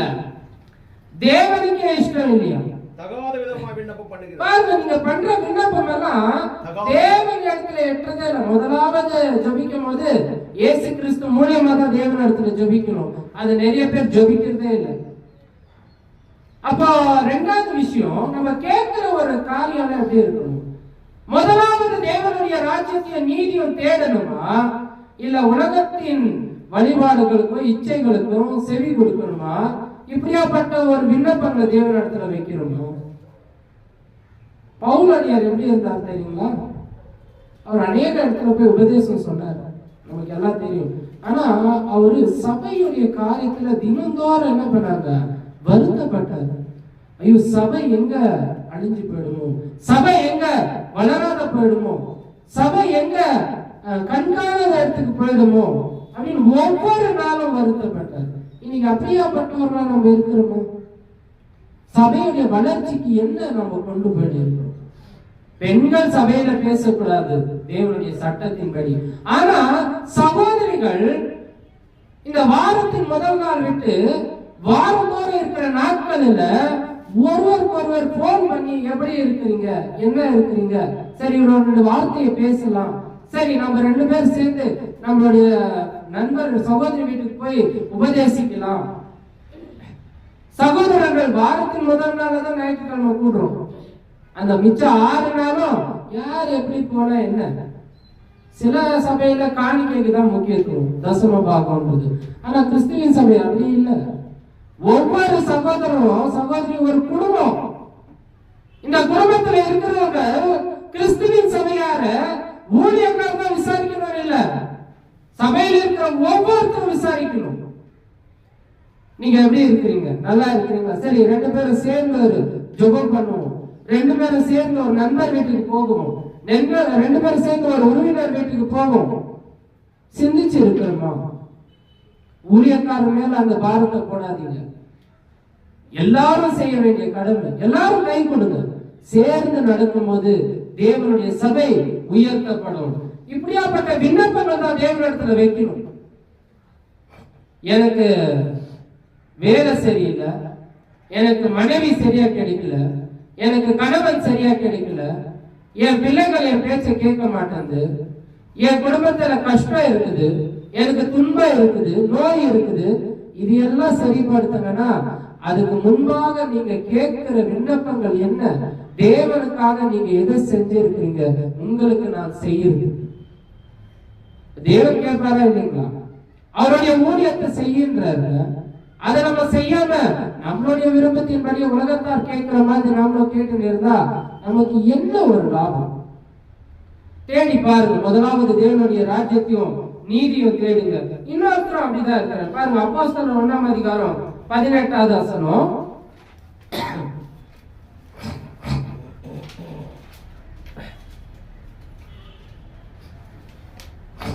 அநீதியின் கூலியினால் அவன் ஒரு நிலத்தை சம்பாதித்து தலைகீழாக விழுந்தான். அவன் வயிறு வெடித்து குடல் எல்லாம் சரிந்து போயிற்று. அவனும் என்ன பண்ணாங்க? யூதாஸ் தெரியும் தானே, தேவனோட இயேசு கிறிஸ்துவோட இருந்து எல்லா அற்புத அடையாளங்களையும் பார்த்து அவர் செய்த எல்லா நன்மைகளையும் பார்த்து, ஆனா அவர் என்ன பண்ணிட்டாரு? அந்த பூமி மேல ஆசை வச்சாரு, பணத்தின் மேல ஆசை வச்சாரு. அவர் ஒரு நிலத்தை வாங்கினார். நிலத்தை வாங்கி அது என்ன ஆச்சுங்க அவருக்கு? அவர் அதுலதான் தூக்கு போட்டு மேல கீழே விழுந்து குடல் தெரிச்சு செத்தாருங்க. ஏன் இதை விளக்கமா தராங்க? குடல் தெரிச்சு செத்தாரு. ஏன்னா பூமியில நமக்கு ஒண்ணுமே இல்லை. ஏன்னா நம்ம புல்லின் பூவை போல இருக்கும். காலையில் சூரியன் உதித்து அந்த புல்லு வாடி அந்த பூ உதிர்த்து போகிற மாதிரிதான் நம்மளுடைய சரீரத்தின் வாழ்க்கையே இருக்குது. யாரும் நிலையானவர்கள் அல்ல. நிலையானதை நம்ம தேடி ஓட வேண்டியது நித்திய ஜீவன் தான். அப்ப இவங்க சம்பாதிக்கிறது எப்படியா இருக்குது பாருங்க. தேவனோடு கிறிஸ்துவோடு இருந்து கிறிஸ்துவின் உபதேசத்தை கேட்ட இந்த யூதாஸ் செஞ்ச காரியத்தை நம்ம ஒருபோதும் செய்யக்கூடாதுன்றதுதான் இந்த உபதேசமா இருக்குது. அடுத்த கட்டம் நம்ம மூணாவது பாடம் இறுதி பாடத்துக்கு வந்திருக்கிறோம். மத்தேயு 13ஆம் அதிகாரம் 22, 23 வசனத்தை நம்ம வாசிக்க கேட்போம்.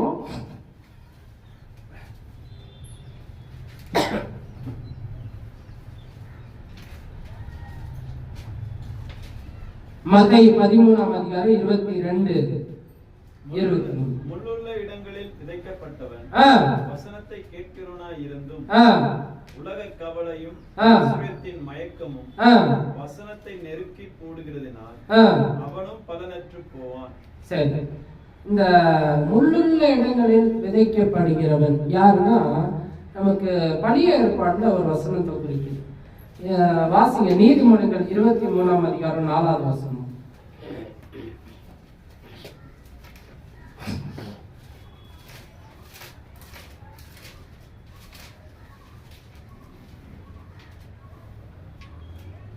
ஐஸ்வர்யனாக வேண்டும் என்று பிரயாசப்பட்டதே சுய புத்தியை சாராதே. என்ன பண்றாரு, என்ன சொல்றாரு? ஐஸ்வர்யனாக வேண்டும் என்று பிரயாசப்படாதே. நாம எல்லாம் பார்த்து இருக்கிறோம், கஷ்டப்பட்டு முன்னுக்கு வந்து ஐஸ்வர்யவான் ஆகணும்னு ஓடி ஓடி வேலை செய்யறாங்க, கம்பெனி ஓபன் பண்றாங்க, அது செய்யறாங்க, இது செய்யறாங்க, எல்லாவற்றையும் செய்யறவங்க என்ன சொல்ற தேவன்? பிரயாசப்படாதே, பிரயாசப்படாதே. எதுக்கு நீ பிரயாசப்படுற? ஐஸ்வர்யவான ஆகனா என்ன நடக்கும்? நிறைய ஏன்னா பண ஆசை எல்லாத்தையும் வைக்கணும். சில இச்சித்து விசுவாசை விட்டு வழிவி அநேகங்களை வேதனை உருவ குத்தி கொள்கிறார்கள். அந்த பணத்தாசை பின்னாடி நீங்க ஓடாதீங்க. உங்களுக்கு தேவன் கொடுத்திருக்கிறார், உங்க வேலையை செய்து உங்க குடும்பத்தை காப்பாத்துங்க, தேவனுக்கு கீழ்படுங்க.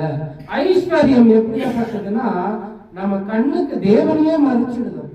அதான் ஐஸ்வர்யவான் நரகத்துக்கு போறோம். பணம் சம்பாதிக்க கூடாதுன்னு சொல்ல, ஆனா அந்த பணம் சம்பாதிக்கிறதுல தேவனை மறந்துட கூடாதுன்னு தான் சொல்றோம். அந்த பணத்தின் ஆசையினால தேவனுடைய சட்டத்தை விட்டு விலகாதீங்கன்னு தான் சொல்றேன். எத்தனை பேர் கிறிஸ்துவின் சபையா தாம் பிள்ளைகளுக்கு கிறிஸ்துவ பத்தி போதிக்காம இன்னைக்கு இருக்கிற தோட்டு பிள்ளைகள் எல்லாம் கட்டிங் எப்படி இருக்கு தெரியுங்களா? சென்டர்ல ஒரு கட்டிங் இருக்கும், சைட்ல எல்லாம் எடுத்துட்டு இருப்பாங்க, பார்த்தா வேற்று மதத்தார் போலவே இருப்பாங்க. அவங்க போடுற துணியெல்லாம் எப்படி இருக்காங்க? அவனு கீழே பேண்ட் கிழிஞ்சிட்டு இருக்கும், இல்ல மேல சட்டை பேக்கெட் கிழிஞ்சிட்டு இருக்கும். கேட்டா ஃபேஷன். இதுங்களா ஐஸ்வர்யத்தை கொடுக்குது? இதுதான் பாவத்தின் சம்பளமா இருக்குது. தான் பிள்ளைகளுக்கு ஒழுக்கத்தை சொல்லி தருவேன், தான் மனைவிக்கு சபையில எப்படி இருக்கணும்னு சொல்லி கொடுக்கணும், தான் குடும்பத்தாருக்கு இதுதான் சத்தியத்தின் வழின்னு சொல்லி கொடுக்கணும். யாரு வந்தாலும் தேவனுடைய வார்த்தையை விட்டு விலகாம இருக்கணும். இது மிக முக்கியமானது. ஏன்னா ஐஸ்வர்யம் மிக மோசமான ஒரு உலகமா இருக்குது. இன்னைக்கு நிறைய பேர் தேடுறாங்க, கிறிஸ்துவின் சபையாரே தேடி ஓடுறாங்க. கிறிஸ்துவின் சபையில வந்ததும் எனக்கு எதுவுமே கிடைக்க மாட்டேங்குதுப்பா, சபையில வந்த ஒரு நன்மையும் நடக்க மாட்டாங்க. பொறுமையா இருங்க, தேவன் கொடுக்கிறது அவருக்கு தெரியும், நாம போய் அவர்கிட்ட கேட்க கூடாது. ஏன்னா அவர் கொடுப்பார், நிச்சயமா அவரு தாம் பிள்ளைகளுக்கு என்ன செய்யணுமோ அதை நிச்சயமா செய்வாரு. நல்ல நிலத்தில் விதைக்கப்பட்டவனோ வசனத்தை கேட்கிறவனும் உணர்கிறவனுமாய் இருந்து 100ஆகவும் 60ஆகவும் 30ஆகவும் பலன் தருவான். உண்மையான கிறிஸ்துவின் சபையார் எப்படிப்பட்டவர்களா இருக்கிறாங்க? 100, 30, 60 நாம கொடுக்கிறோமா? நம்ம ரெடியாவும் தேவனுடைய வார்த்தை கேட்டு இந்த பலன் எப்படி பெருகணும்னா கிறிஸ்துவின் சபை நிரம்பி இருக்கணும். இது எதனால வரக்கூடாது? பொய், திருட்டு, விபச்சாரம், தீங்கு, பொறாமை, வஞ்சனை, கோபம், அசுத்தம், சுர்ப வழிபாடு, உலகத்தின் பண்டிகைகள், பாரம்பரிய வழிபாடுகளுக்கு நாம செவியே கொடுக்க கூடாது. நாம தேவனுக்கு முன்பாக யோபு சொன்னது போல உத்தமனோ நீதிமானோ சன்மார்க்கனோ தேவனுக்கு பயந்தவனோ பொல்லாப்புக்கு விலகி இருக்கும். அப்பதான் இந்த 30, 60, 100 என்ற பலனை நாம் தேவனுக்கு கொடுக்கும்படி ஆயத்தமாகும். நாம் பொறுமையாக இந்த வசனங்களை கேட்டவங்கள் யாவரையும் தேவன் தாமே ஆசீர்வதிச்சு வழி நடத்துவாராக. தொடர்ந்து வழி நடத்தும்படி வின்சென்ட் பிரதரை சபையின் சார்பாக அழைக்கிறோம்.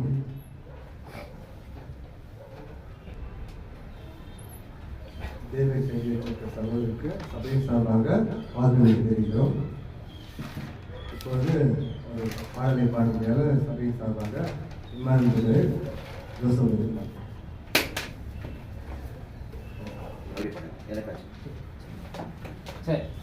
எனக்காய் ஜீவன் விட்டவரே, என்னோடு இருக்க எழுந்தவரே, எனக்காய் ஜீவன் விட்டவரே, என்னோடு இருக்க எழுந்தவரே, என்னை என்றும் வழி நடத்துவாரே, என்னை சந்திக்க வந்திடுவாரே, என்னை என்றும் வழி நடத்துவாரே, என்னை சந்திக்க வந்திடுவாரே. இயேசு போதுமே போதுமே, இயேசு போதுமே போதுமே போதுமே, எந்த நாளிலுமே எந்த நாளிலுமே எந்த வாழ்வினிலே இயேசு போதுமே.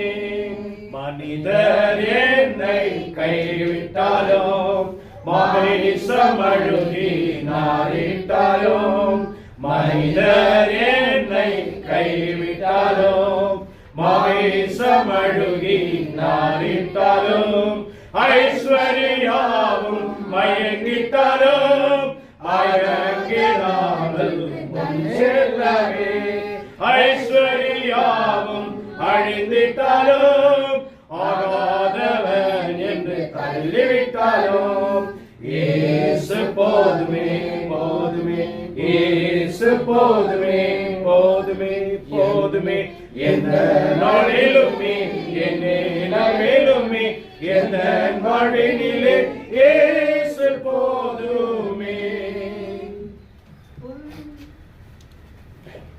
பாடலுக்கு உதவி செய்த சகோதரர்கள் சபையின் சார்பாக வாழ்த்துக்களை தெரிவிக்கிறோம். இப்பொழுது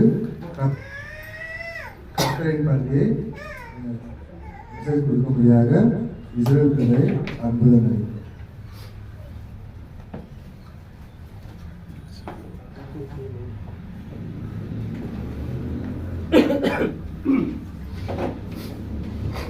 கிறிஸ்துவுக்குள்ளாக வந்திருக்கும் சகோதரர் யாவருக்கும் சபையார் அனைவருக்கும் வாழ்த்துக்களை தெரிவித்துக் கொள்கிறேன்.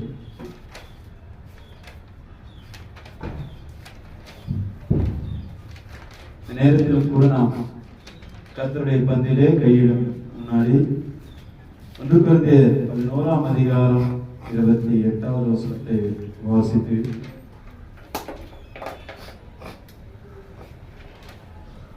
கொரிந்தியர் 11ஆம் அதிகாரம் 28வது வசனம். எந்த மனுஷனும் தன்னைத்தானே சோதித்தறிந்து இந்த அப்பத்தில் புசித்து இந்த பாத்திரத்தில் பானம் பண்ண கடவன். அப்ப நாம் கர்த்தருடைய பந்தியிலே கிறிஸ்துனுடைய சரீரத்திலே அவருடைய ரத்தத்துக்கு மாதிரியாக வைக்கப்பட்டிருக்கிற திராட்சரசத்திலே நாம் கையிடும் பொழுது நாம் என்ன செய்ய வேண்டும்? நம்மை நாமே சோதித்தறிய வேண்டும். அதுதான் எந்த மனுஷனும் தன்னை தானே சோதித்தறிய வேண்டியது அவசியமா இருக்கு. ஏனோ தானோ என்று பிரதர் சொன்னது போல ஒரு பிரதருக்காகவோ இல்லை நான் ஒரு சபைக்கு வரணும் என்ற காரணத்துக்காகவோ நாம் இதில் பங்கிடக்கூடாது. நமக்காக கிறிஸ்து தன்னுடைய ஜீவனை கொடுத்திருக்கிறார் என்பதை நாம் அறிந்து கொண்டு அவர் வேத வாக்கியங்களின்படி மரித்து 3ஆம் நாள் உயிர்த்தெழுந்திருக்கிறார் என்பதை நாம் அறிந்து கொண்டு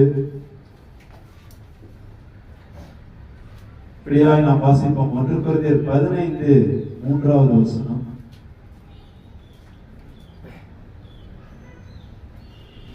நான் அடைந்ததும் உங்களுக்கு பிரதானமாக ஒப்புவித்ததும் என்னவென்றால், கிறிஸ்துவானவர் வேத வாக்கியங்களின்படி நமது பாவங்களுக்காக மரித்து அடக்கம் பண்ணப்பட்டு வேத வாக்கியங்களின்படி 3ஆம் நாளிலே உயிர்த்தெழுந்து போதும். அப்ப இங்க பவுலானவர் என்ன சொல்றாரு பாத்தீங்கன்னா, கிறிஸ்துவானவர் வேத வாக்கியங்களின்படி நமது பாவங்களுக்காக மரித்து அடக்கம் பண்ணப்பட்டு வேத வாக்கியங்களின்படி 3ஆம் நாள் உயிர்த்தெழுந்தார். அப்ப நீங்க பழைய ஏற்பாட்டு புஸ்தகத்துல வாசிச்சீங்கன்னா சங்கீத புஸ்தகம், ஏசாயா தீர்க்கதரிசன புஸ்தகம், அநேக புஸ்தகத்திலே கிறிஸ்துவனுடைய பிறப்பை குறித்தும் அவர் என்ன செய்வார், அவர் எவ்வளமாய் பாடுபடுவார் என்பதை குறித்து அநேக பழைய ஏற்பாட்டு புஸ்தகத்திலே சொல்லப்பட்டிருக்கிறது. ஏசாயா 55ஆம் அதிகாரத்திலே அவர் எவ்வளமாய் பாடுபடுவார் என்பதை குறித்து சொல்லப்பட்டிருக்கிறது. அப்ப இந்த பாடு எதற்காக? அப்ப கிறிஸ்து வேத வாக்கின்படி எதற்காக பாடுபட்டிருக்கிறாருங்க? கிறிஸ்துவானவர் வேத வாக்கியங்களின்படி நமது பாவங்களுக்காக மரித்து, அப்ப நமக்காக அவர் என்ன பண்ணிருக்காங்க? மரித்தார். வேத வாக்கியங்களின்படி உயிர் தெழுந்தார். அப்ப இது யார் செய்த செயல்? 1 யோவான் 4ஆம் அதிகாரம் 1 யோவான் 4ஆம் அதிகாரம் 9-10. தம்முடைய ஒரே பேரான குமாரனாலே நாம் பிழைக்கும்படிக்கு தேவன் அவரை இவ்வுலகத்திலே அனுப்பினார். தேவன் நம்மேல் வைத்த அன்பு வெளிப்பட்டது, நாம் தேவனிடத்தில் அன்பு கூர்ந்ததினால் அல்ல, அவர் நம்மிடத்தில் அன்பு கூர்ந்து நம்முடைய பாவங்களை நிவர்த்தி செய்கிற கிருபாதார பலியாக தம்முடைய குமாரனை அனுப்பினதனாலே அன்பு உண்டாயிருக்கிறது. அப்போ என்ன கவனிக்கிறோம் பாத்தீங்கன்னா, தம்முடைய ஒரே பேரான குமாரனை பிதாவானவர் பூமிக்கு கொண்டு வர எதற்காக? நாம் தேவனிடத்தில் அன்பு கூர்ந்ததினால் அல்ல, அவர் நம்மிடத்தில் அன்பு கூர்ந்து நம்முடைய பாவங்களை நிவர்த்தி செய்கிற கிருபாதாரப்படியாக தம்முடைய குமாரனை அனுப்பினதினாலே அன்பு உண்டாயிருக்கிறது. அப்ப கிறிஸ்துவானவர் வேத வாக்கியங்களின்படி பிதாவினுடைய சித்தத்தின்படி அவர் மரித்து 3ஆம் நாள் உயிர் தெழுந்தார் என்பதை நாம் பார்க்கிறோம். அப்ப அவர் மரித்து உயிர் தெழுந்தது யாருடைய விருப்பம் பார்க்கும் பொழுது பிதாவினுடைய விருப்பம். பிதாவினுடைய விருப்பம் என்ன? அவர் நம் மேல் வைத்த அன்பை வெளிப்படுத்துகிறார் கிறிஸ்துவின் மூலமாய். அப்ப நாம் என்ன செய்ய வேண்டும்? அவரிடத்துல எவ்வாறு நாம் அன்பு கூற வேண்டும் என்பதை ஒரு வசனத்தில் கவனிப்போம். 1 யோவான் 5:3 வசனம். 1 யோவான் 5:3 வாசிக்கிறோம். நாம் தேவனுடைய கற்பனைகளை கைக்கொள்வது அவரிடத்தில் அன்பு கூறுவதாம், அவருடைய கற்பனைகள் பாரமானவைகளும் அல்லவே. அப்ப அவரிடத்தில் நாம எப்படி அன்பு கூற முடியும்? அவருடைய கற்பனைகளை கைக்கொள்வதுதான். அப்ப ஞாயிற்றுக்கிழமை ஒரு நாள் மாத்திரம் நான் கற்பனைகளின்படி இந்த 3 மணி நேரம் நான் இங்க இருந்துட்டு பிற்பாடு நான் இங்க இருந்து வெளியே போன உடனே நான் உலகத்தின் வாழ்க்கை நாம் கவனித்தபடி நம்முடைய மனசும் மாம்சமும் விரும்பினவைகளை செய்யக்கூடியவர்களாய் நாம் இருந்தோமானால் என்ன லாபம்? இல்ல பிதாவுக்கு என்ன லாபம்? கிறிஸ்துவுக்கு என்ன லாபம்? அப்ப நம்மளுடைய உயிர் யார் இடத்தில் இருக்கிறது? கிறிஸ்துவனிடத்தில் இருக்கிறது, பிதாவினிடத்தில் இருக்கிறது. கவனிக்கிறோம். யோவான் 8ஆம் அதிகாரம்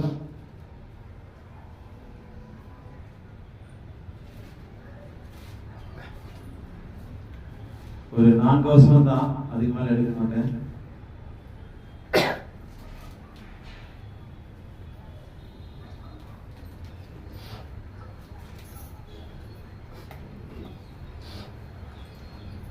யோவான் 10ஆம் அதிகாரம் 17வது வசனத்திலிருந்து வாசிக்கும் பொழுது, யோவான் 10:17 வாசிக்கும் பொழுது, நான் என் ஜீவனை மறுபடியும் அடைந்து கொள்ளும்படிக்கு அதை கொடுக்கிறபடியினால் பிதா என்னில் அன்பாயிருக்கிறார். ஒருவனும் அதை என்னிடத்திலிருந்து எடுத்துக் கொள்ள மாட்டான், நானே அதை கொடுக்கிறேன். அதை கொடுக்கவும் எனக்கு அதிகாரம் உண்டு, அதை மறுபடியும் எடுத்துக் கொள்ளவும் எனக்கு அதிகாரம் உண்டு. இந்த கட்டளையை என் பிதாவினிடத்தில் பெற்றுக்கொண்டேன் என்றார். அப்ப அவர் என்ன சொல்றார் பாருங்க, அவருடைய ஜீவன் பிதாவினிடத்தில் இருக்கிறது, நம்முடைய ஜீவனும் அவரிடத்துல தான் இருக்கு. நாம் நித்திய ஜீவனை பெற வேண்டும் என்றால் அவருடைய பந்தியிலே நாம் பங்கு பெற வேண்டியது அவசியமா இருக்கிறது. நாம் எதிரே நிலைத்து நிற்கிறோம். கிறிஸ்துவனுடைய அன்பிலே நிலைத்து நிற்கிறோமா? பிதாவுடைய அன்பிலே நிலைத்து நிற்கிறோமா? இல்லை உலகத்தின் பாவங்களிலே நாம் நிலைத்து நிற்கிறோம். ரோமர் 8ஆம் அதிகாரம்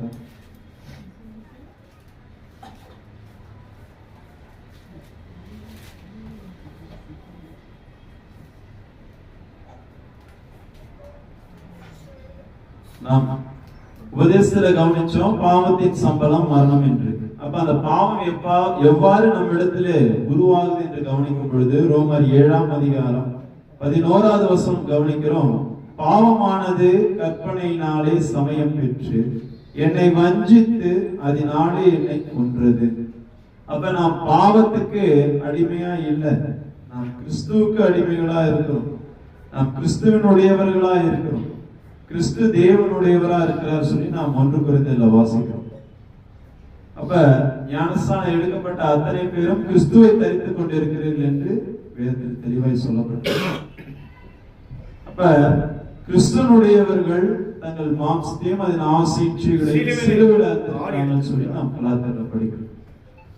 அப்ப வசனத்தை கேட்கிறவர்களாய் மாத்திரமல்ல, அதன்படி செய்கிறவர்களாய் இருக்கும் பொழுது மாத்திரம்தான் பாவம் நம்மிடத்துல கிரியை செய்ய இடம் இருக்காது. பாவமானது கற்பனையினாலே சமயம் பெற்று என்னை வஞ்சித்து அதனாலே என்னை கொன்றது. அப்ப நம்ம ஒரு காரியம் கற்பனையில தோன்றும் பொழுதே வசனம் நமக்குள்ள இருக்கும் பொழுதுதான் கிரியை செய்யும். கிரியை இல்லாத விசுவாசம் செத்ததா இருக்கு. அப்ப நாம் எவ்வாறு செயல்படுகிறோம் நம்மளுடைய வாழ்க்கையில? அப்ப பாவம் உள்ள வரும் பொழுது, சிந்தை உள்ள வரும் பொழுது, அப்ப நாம் எவ்வாறு அந்த கற்பனையை நாம் தவிர்க்கிறோம்? அப்ப வசனம் நம்முடைய இருதயமாகிய பலகளை இருக்கும் பொழுது அவைகளை தவிர்க்கும்படியாக இருக்கு. அதான் நாம் பார்த்தோம், அவருடைய கற்பனைகளை கை கொள்வதே அவரிடத்தில் அன்பு கூறுவதும். அப்ப அவருடைய கற்பனைகள் நம்ம இடத்துல இல்லாத போது பாவத்திலே விழக்கூடியவர்களா இருப்போம். அப்ப பாவமானது பாவத்தின் சம்பளம் மரணம். ஆனா தேவனுடைய கிருபை வரமோ உண்டான நித்திய ஜீவன். அப்ப அந்த நித்திய ஜீவனை நாம் பெற வேண்டும் என்றால் வாரத்தின் முதல் நாள் நாம் பங்கு பெற அவருடைய பரிசுத்த ஆராதனையிலும் கர்த்தருடைய பந்தியிலும் நாம் பங்கு பெற வேண்டியது மிகவும் அவசியமான ஒரு காரியம். நாம் பாவத்துக்கு அடிமைகளா இருக்கக்கூடாது என்பதுதான் பார்க்கிறோம். கிறிஸ்துவனுடைய மரணத்தை நாம் நினைவு கூறக்கூடியவர்களாக இருக்கிறோம். நம்மை நாமே சோதித்தறிய வேண்டியது அவசியமா இருக்கிறது பார்க்கிறோம். கடைசியா ஒரு வசனத்தை வாசித்து நாம் முடிப்போம். 1 பேதுரு 4ஆம் அதிகாரம் 1-2. 1 பேதுரு 4ஆம் அதிகாரம் 1-2 வாசிப்போம். கவனித்திருங்க. இப்படி இருக்க கிறிஸ்து நமக்காக மாம்சத்திலே பாடுபட்டபடியா நீங்களும் அப்படிப்பட்ட சிந்தையை ஆயுதமாக தரித்துக் கொள்ளுங்கள். ஏனென்றால் மாம்சத்தில் பாடுபடுகிறவன் இனி மாம்சத்தில் இருக்கும் காலம் வரைக்கும் மனுஷனுடைய இச்சைகளின்படி பிழைக்காமல் தேவனுடைய சித்தத்தின்படியே பிழைக்கத்தக்கதாய் பாவங்களை விட்டு ஓய்ந்திருப்பான். நாம் தெரிந்து கொள்ளப்பட்ட மக்கள், பிரித்தெடுக்கப்பட்ட மக்கள், பிதாவினாலும் கிறிஸ்துவினாலும் தெரிந்து கொள்ளப்பட்டிருக்கிறோம். பிதாவினுடைய விருப்பத்தையும் கிறிஸ்துவனுடைய விருப்பத்தையும் செய்யக்கூடியவர்களா இருக்கிறோம். இன்னும் நாம உலகத்தின் வழக்கத்துக்கு ஏற்றபடியா எபேசியர்ல சொல்வது போல 1-2 நாம் எபேசியர் 2ஆம் அதிகாரம் 1-2 வாசிக்கும் பொழுது தெளிவாய் சொல்லப்படுது. அக்கிரமங்களினாலும் பாவங்களினாலும் மரித்தவர்களாய் இருந்தவர்களை உயிர்ப்பித்தார். அவைகள் நீங்கள் முற்காலத்திலே உள்ள வழக்கத்துக்கு ஏற்றபடியாகவும் கீழ்ப்படியாக பிள்ளைகளிடத்தில் இப்பொழுது கிரீசுகிற ஆவிக்கேற்றபடியாக நடந்து கொண்டீர்கள். முற்காலத்துல நாம் என்ன வேணா செய்திருக்கலாம். ஞானஸ்நானம் எடுக்கப்பட்ட பிற்பாடு நாம் கிறிஸ்துவை தரித்துக் கொண்ட மக்களாக இருக்கிறோம். கிறிஸ்துவனுடைய சிந்தை நம் இடத்துல இருக்க வேண்டியது அவசியமா இருக்கிறது. பிலிப்பியர்ல சொல்லப்படுது, கிறிஸ்துவில இருந்த சிந்தையே உங்களிலும் இருக்கிறது. கிறிஸ்துவில இருந்த சிந்தை என்ன இருந்தது? கிறிஸ்துவ இடத்துல அவரிடத்துல பாவம் இல்லை. 1 கொரிந்தியர் 2ஆம் அதிகாரம் 22 வாசிக்கிறோம், அவர் பாவம் செய்யவில்லை, அவருடைய வாயிலே வஞ்சனை காணப்படவும் இல்லை. அவர் பாவம் செய்யாதவரா இருந்தார். அப்ப இந்த பாவம் எப்படிப்பட்டதா இருக்கிறது? தேவனுக்கு விரோதமான பகையா இருக்குது. யாக்கோபு 4ஆம் அதிகாரம் 4வது வசனத்திலே 3வது வரியில வாசிக்கிறோம், ஆகையால் உலகத்துக்கு சிநேகிதனா இருக்க விரும்புகிறவன் தேவனுக்கு பகைஞனா இருக்கிறான். நாம் யாருக்கு அன்புள்ளவர்களா இருக்கிறோம்? உலகத்துக்கா அல்லது பிதாவுடைய விருப்பத்தை நிறைவேற்றி அவருடைய சித்தத்தின்படி வாழ்ந்து மரித்து 3ஆம் நாள் உயிர்த்தெழுந்த ஆண்டவராக இயேசு கிறிஸ்துனுடைய அன்புக்கு நாம் அந்த அன்பிலே இருக்கிறோமா? உலகத்தை தான் நாம் பகைக்க வேண்டியது அவசியமா இருக்கிறது. கிறிஸ்து சொல்றார், இவ்வுலகம் உங்களை பகைத்ததற்கு முன்பதாகவே என்னை பகைத்தது என்று யோவான்ல சொல்லப்படுது. இவ்வாறு நாம் கிறிஸ்து நமக்காக நம்முடைய பாவங்களுக்காக மரித்து வேத வாக்கின்படி உயிர்த்தெழுந்தார் என்பதை நாம் விசுவாசித்து கர்த்தருடைய பந்தியிலே நாம் கையிடுவோம். 1 கொரிந்தியர் 11ஆம் அதிகாரம் 23 வாசிக்கிறோம். நான் உங்களுக்காக உபயோகித்ததை கர்த்தரிடத்தில் பெற்றுக்கொண்டேன். என்னவெனில், கர்த்தராகிய இயேசு தாம் காட்டி கொடுக்கப்பட்ட அந்த ராத்திரியிலே ஸ்தோத்திரம் பண்ணி அதை பிட்டு நீங்கள் வாங்கி புசியுங்கள், இது உங்களுக்காக பிற்கப்படுகிற என்னுடைய சரீரமா இருக்கிறது, என்னை நினைவு கூறும்படி இதை செய்யுங்கள் என்றார். அவ்வாறு கர்த்தர் வருமளவும் அவருடைய மரணத்தை தெரிவிக்கக்கூடிய மக்களாய் நாம் இருப்போம்.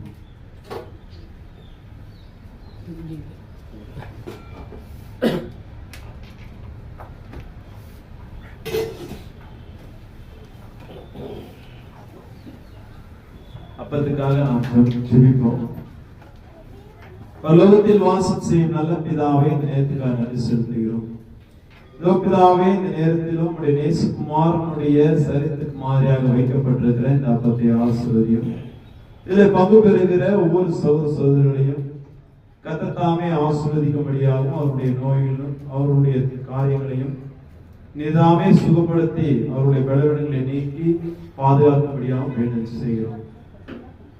இன்னும் பிதாவே, வரி தடைப்பட்ட மக்கள் உடைய தயவோடு அவர்கள் வந்து சேரவும் அல்லது அவர்கள் வருகின்ற வாரத்திலாவது வந்து நல்ல முறையிலே பங்கு பெறத்தக்கதான வாய்ப்பு அவர்களுக்கு தாரும்.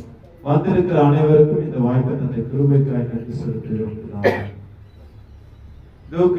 கிறிஸ்து இவ்வாறு பாடுபட்டு வேத வாக்கியங்களின்படி மரித்து எங்களுடைய பாவம் நிமித்தம் அவர் மரித்து 3ஆம் நாள் உயிர்த்தெழுந்தார் என்று நாங்கள் விசுவாசிக்கிறோம். இன்னும் அவர் எவ்வண்ணமாய் உலகத்தில் வாழ்ந்தார் என்பதை நாங்கள் நினைவு கூறுகிறோம். தன்னைத்தானே தாழ்த்தி இதாவே அவரை தேவன் அவரை உயர்த்தினார் என்பதை நாங்கள் பார்க்கிறோம். தேவனுடைய வலது வாரிசத்தில் வீற்றிருக்கிறார் என்பதை நாங்கள் அறிந்திருக்கிறோம். இவ்வாறு பிதாவே, உம்முடைய வார்த்தை கேட்கிறதா இல்லாமல் அதன்படி செயலாய் இருந்து கிறிஸ்துக்கு ஏற்ற தகுதியுள்ள மக்களாய் நாங்கள் வாழ உதவி செய்தோம். அப்பத்தை ஆசீர்வதியும். அப்பத்திலே பங்கெடுக்கிற ஒவ்வொருவரையும் எல்லாமே அவர்களுடைய பாவங்களிலிருந்தும் அவர்களுடைய மீறுதலிலிருந்தும் அவர்களுக்கு எல்லாமே மன்னிப்பை அருளும்படியாக வேண்டுதல் செய்கிறோம். எல்லாவற்றையும் ஆண்டவராகிய இயேசு நாமத்திலே வேண்டுதல் செய்கிறோம். என் ஜீவனுள்ள நல்ல பிதாவே, ஆமென். அப்பத்தை எடுத்து ஸ்தோத்திரம் பண்ணி இதை பிட்டு நீங்கள் வாங்கி புசிங்கள், இது என்னுடைய சரீரமா இருக்கு என்று சொன்னால் நாம் அதை செய்வோம்.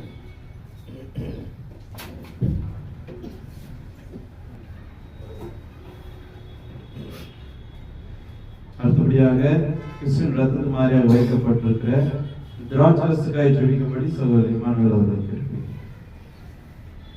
சர்வ வல்லமுள்ள பிதாவாகிய யெகோவா என்னும் சங்கீதமுள்ள தேவனே, எங்கள் ஆண்டவராகிய இயேசு கிறிஸ்து ரத்தத்தை நாங்கள் பானம் கொள்ளும்படியாய் அதிலே பிரவேசிக்க எங்களை உதவி செய்த ஆய்வுக்கு நன்றி. சில பலவீனரும் சில வியாதிப்பட்டும் சில மரித்திருக்கிறார்கள். நாங்கள் பலவீனப்படாதபடி மரித்து போகாதபடி தேவனே நாங்கள் அபாத்திரமாய் பானம் பண்ணாதபடி எங்களை பரிசுத்தப்படுத்தும். இதை அங்கீகரியும், எங்களை ஆசீர்வதியும், காத்துக்கொள்ளும், பலப்படுத்தும். ஆண்டவராகிய இயேசு கிறிஸ்து நாமத்தினாலே வேண்டிக் கொள்கிறோம் எங்கள் பரலோகத்தின் நல்ல பிதாவே. அவருடைய ரத்தத்தினாலே பாவ மன்னிப்பாகிய மீட்பு உண்டாயிருக்கிறது. இயேசு கிறிஸ்து ரத்தம் சகல பாவங்களை நம்மை சுத்திகரித்து நாம் வாசிப்போம். அந்தபடி பாத்திரத்தை எடுத்து இந்த பாத்திரம் ரத்தத்தினாலாகிய புதிய உடன்படிக்கைக்குரிய நம்முடைய ரத்தமாயிருக்கு என்று சொல்லியிருக்கிறார். கர்த்தர் வருமானமும் அவருடைய மரணத்தை நாம் தெரிவிக்கக்கூடிய மக்களாக இருப்போம்.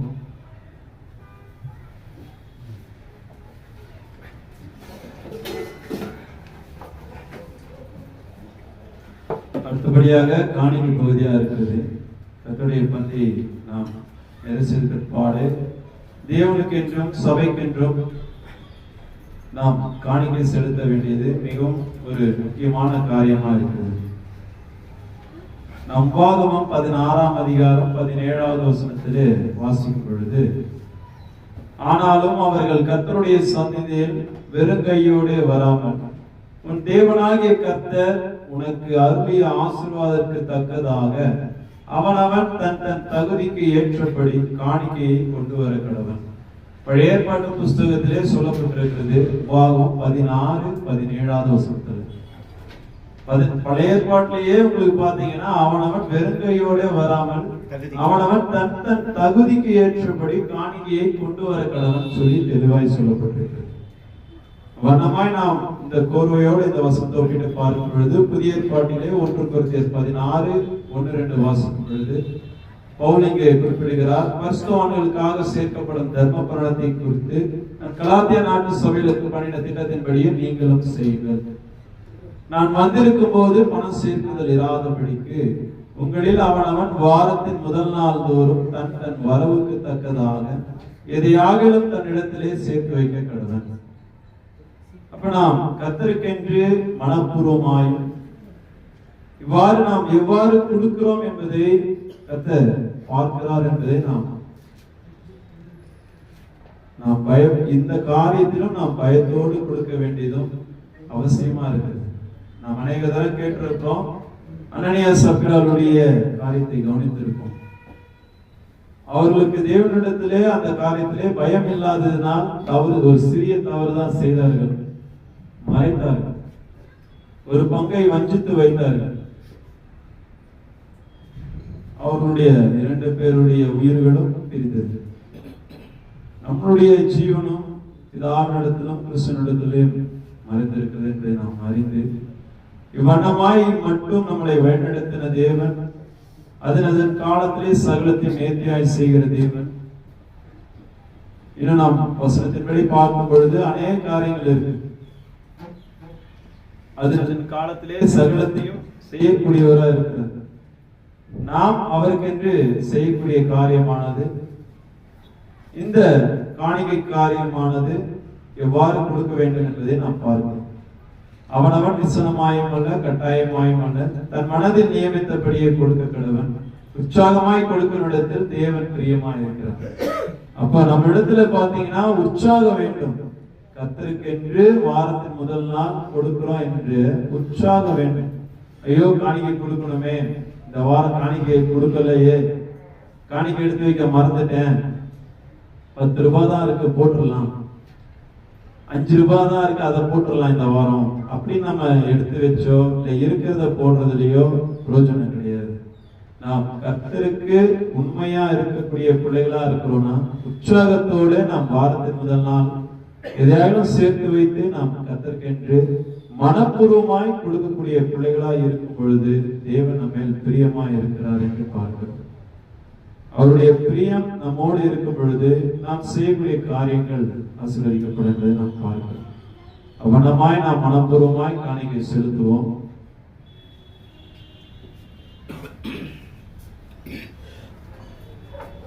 காணிக்கைக்காக ஜெபிக்கும்படி சகோதரர் ஜெயகணேஷ் அவர்கள்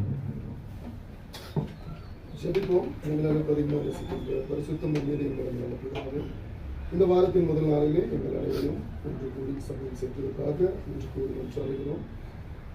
இதோ காணிக்கையின் பகுதியாக இருக்கிறது. இந்த காணிக்கை கொடுத்த ஒவ்வொரு உள்ளத்தையும் ஆசீர்வதியும், அவர்கள் பொருளாதாரத்தையும் ஆசீர்வதியும், அவர்களுக்கு நல்ல ஒரு வேலைகளை தாரும்.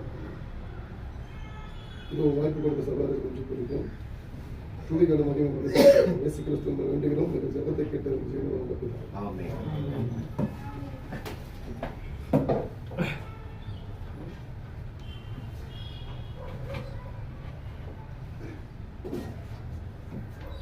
கர்த்தருடைய பந்தியும் காணிக்கை பகுதியும் பயனெடுத்த வாய்ப்பு கொடுத்த பிதாவுக்கும் சபையாருக்கும் அன்றராக இயேசு கிறிஸ்து நாமத்துக்கும் நன்றி தெரிவித்துள்ளேன்.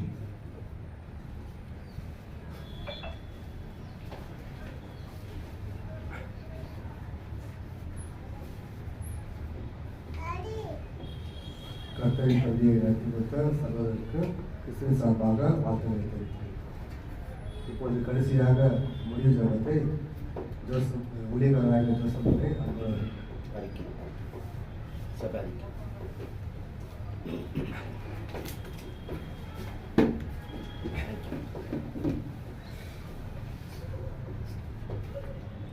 தேவனுடைய பிள்ளைகள் உங்கள் யாவருக்கும் ஆண்டவரும் இரட்சகரும் மீட்பருமாயிருக்கிற இயேசு கிறிஸ்து நாமத்திலே மீண்டும் ஒரு வாழ்த்துக்களை தெரிவித்துக் கொள்கிறேன்.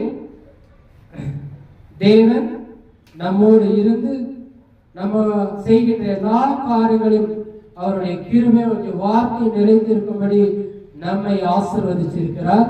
கிறிஸ்துவின் சபையார் நித்திய ஜீவனை பெறும்படி இப்படியாப்பட்ட சத்தியங்களை தெரிந்து கொண்டு தேவனிடத்தில் நாம் அன்பா இருக்கும்படி கிறிஸ்துவோடைய வழியிலே நாம் சென்று பரிசுத்த ஆவின் வார்த்தைகளை கை கொள்ளும்படி தேவனிடத்தில் நாம் விண்ணப்பங்களை வைப்போம். வாரத்தின் முதல் நாளிலே காலை வேளையிலே ஆராதனை 9 மணி தொடங்கி 10:30 வரை நடைபெறுகிறது. அனைவரும் பரிபூர்ணமாக ஆராதனையில் பங்கு பெறும்படி சபையின் சார்பாக கேட்டுக் கொள்ளப்படுகிறது. அடுத்ததாக இஸ்ரவேல் பிரதர் நடத்தி கொடுக்கும்படி சபையின் சார்பாக கேட்டுக்கொள்ளும். அனைவரும் எழுந்து நின்று தலைவரை தாழ்த்தி ஜெபம் செய்வோம். பரலோகத்தில் வாசம் செய்யும் நல்ல பிதாவே, இந்த நேரத்திற்கு நன்றி செலுத்துகிறோம். பிதாவே, இந்த புதிய ஆண்டிலே, இந்த புதிய மாதத்திலே கடைசி வாரத்தை எங்களுக்கு தந்த கிருபைக்காக நன்றி. இந்த கடைசி வாரத்திலே, வாரத்தின் முதல் நாளிலே உம்மையும் உம்முடைய நேசகுமாரனையும் மையப்படுத்தும்படியாக கொடுத்த வாய்ப்புக்காக நன்றி செலுத்துகிறோம். பரிசுத்த ஆராதனை ஆசீர்வதித்த கிருபைக்காக நன்றி செலுத்துகிறோம். இன்னுமாய் பிதாவே, கூடி வந்திருக்கிற ஒவ்வொரு சகோதர சகோதரிகளையும், சிறு பிள்ளைகளையும், வாழை பிள்ளைகளையும், பெரியோர்களையும், இன்னுமாய் சபையார் அனைவரையும் கர்த்தர் தாமே ஆசீர்வதிக்கும்படியாகும், அவர்களுக்குள்ள இருக்கக்கூடிய பலவீனங்களையும் சுகவீனங்களையும் கர்த்தர் தாமே பூர்ண சுகத்தையும் கட்டளையிடும்படியாக வேண்டுதல் செய்கிறோம் பிதாவே. இன்னும் பிதாவே, அவர்களுடைய வேண்டுதலையும் விண்ணப்பங்களையும் பிதாவே கர்த்தர் தாமே பூர்த்திப்படுத்தி வழிநடத்தும்படியாகும், அவர்களுடைய ஒவ்வொரு காரியங்களையும், அவருடைய வாழ்க்கை காரியங்களையும் நீதாமே ஆசீர்வதிக்கும்படியாக வேண்டுதல் செய்கிறோம்.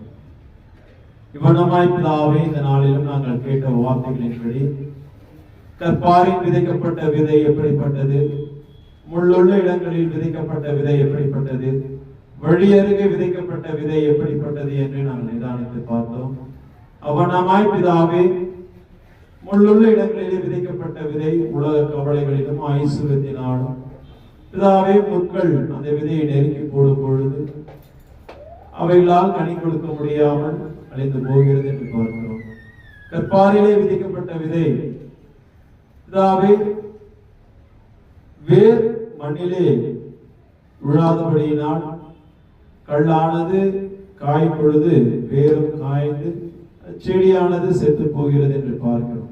கவனமாய் நீங்க சந்தோஷத்துடன் வசனத்தை ஏற்றுக்கொண்டாலும் அவைகளின்படி செய்யாமல் இருக்கும் பொழுது, வேர் கொள்ளாமல் இருக்கும் பொழுது நாங்கள் மடிந்து போகிறோம் என்று பார்க்கிறோம். பிதாவே, நாங்கள் பிசாசினால் உண்டானவர்கள் அல்ல, உலகத்தில் இருக்கிறவனிலும் உங்களில் இருக்கிறவர் பெரியவர் என்று நாங்கள் வேதத்திலே வாசிக்கிறோம். நீர் எங்களோடு இருக்கிறீர், எங்களை காண்பவரும் காப்பவருமாய் இருக்கிறீர் என்று பார்க்கிறோம். இப்படியாய் பிதாவே, வாரந்தோறும் கேட்கக்கூடிய வசனத்தை கேட்டு நாங்கள் கனி கொடுக்கக்கூடிய பிள்ளைகளாய் இருக்கவும், நல்ல நிலத்திலே விதைக்கப்பட்ட விதையை போலவும் முளைத்து பிதாவே, நாங்கள் 30, 60, 100 கனி கொடுக்கக்கூடிய பிள்ளைகளாய் இருக்க உதவி செய்து வழிநடத்தும் பிதாவே. இப்படியாய் பிதாவே, உம்முடைய வார்த்தையை இன்னுமாய் நாங்கள் கேட்க இந்த நாளை தந்த கிருபைக்காய் நன்றி. இன்னும் பிதாவே, உம்முடைய பரிசுத்த ஆராதனையிலே பங்கு பெறுவதற்கான வாய்ப்பை தந்த கிருபைக்காக நன்றி. இன்னும் சபையினுடைய தேவைகளையும் இந்த சபை நாளுக்கு நாள் வளரவும், சபையில் உள்ள மக்கள் விசுவாசத்திலே இன்னும் உறுதிப்படவும் உதவி செய்ய வேண்டும். விசுவாசமானது நம்பப்படுகிற உறுதியும் காணப்படாத நிச்சயமா இருக்கு என்று நாங்கள் பார்க்கிறோம். இதாவே நாங்கள் இன்னும் கிறிஸ்துவையும் பார்க்கவில்லை. ஆனாலும் கிறிஸ்து சொல்கிறார், நீ என்னை கண்டதினாலே விசுவாசித்தாய், என்னை காணாமல் விசுவாசிக்கிற ஒரு பாக்கியவான்கள் என்று சொல்லியிருக்கிறார். வனமாய் பிதாவே, நாங்கள் உம்மை விசுவாசித்து நடக்கிறோம். அந்த விசுவாசத்தின் நம்பிக்கையிலே இருக்கிறோம் பிதாவே. தேவ அன்பிலே இருக்கக்கூடிய அந்த நம்பிக்கையிலே இருக்கும் பொழுது அது எங்களை பிதாவே எங்களை எந்த காரியத்திலும் விடாது என்று நாங்கள் பார்க்கிறோம்.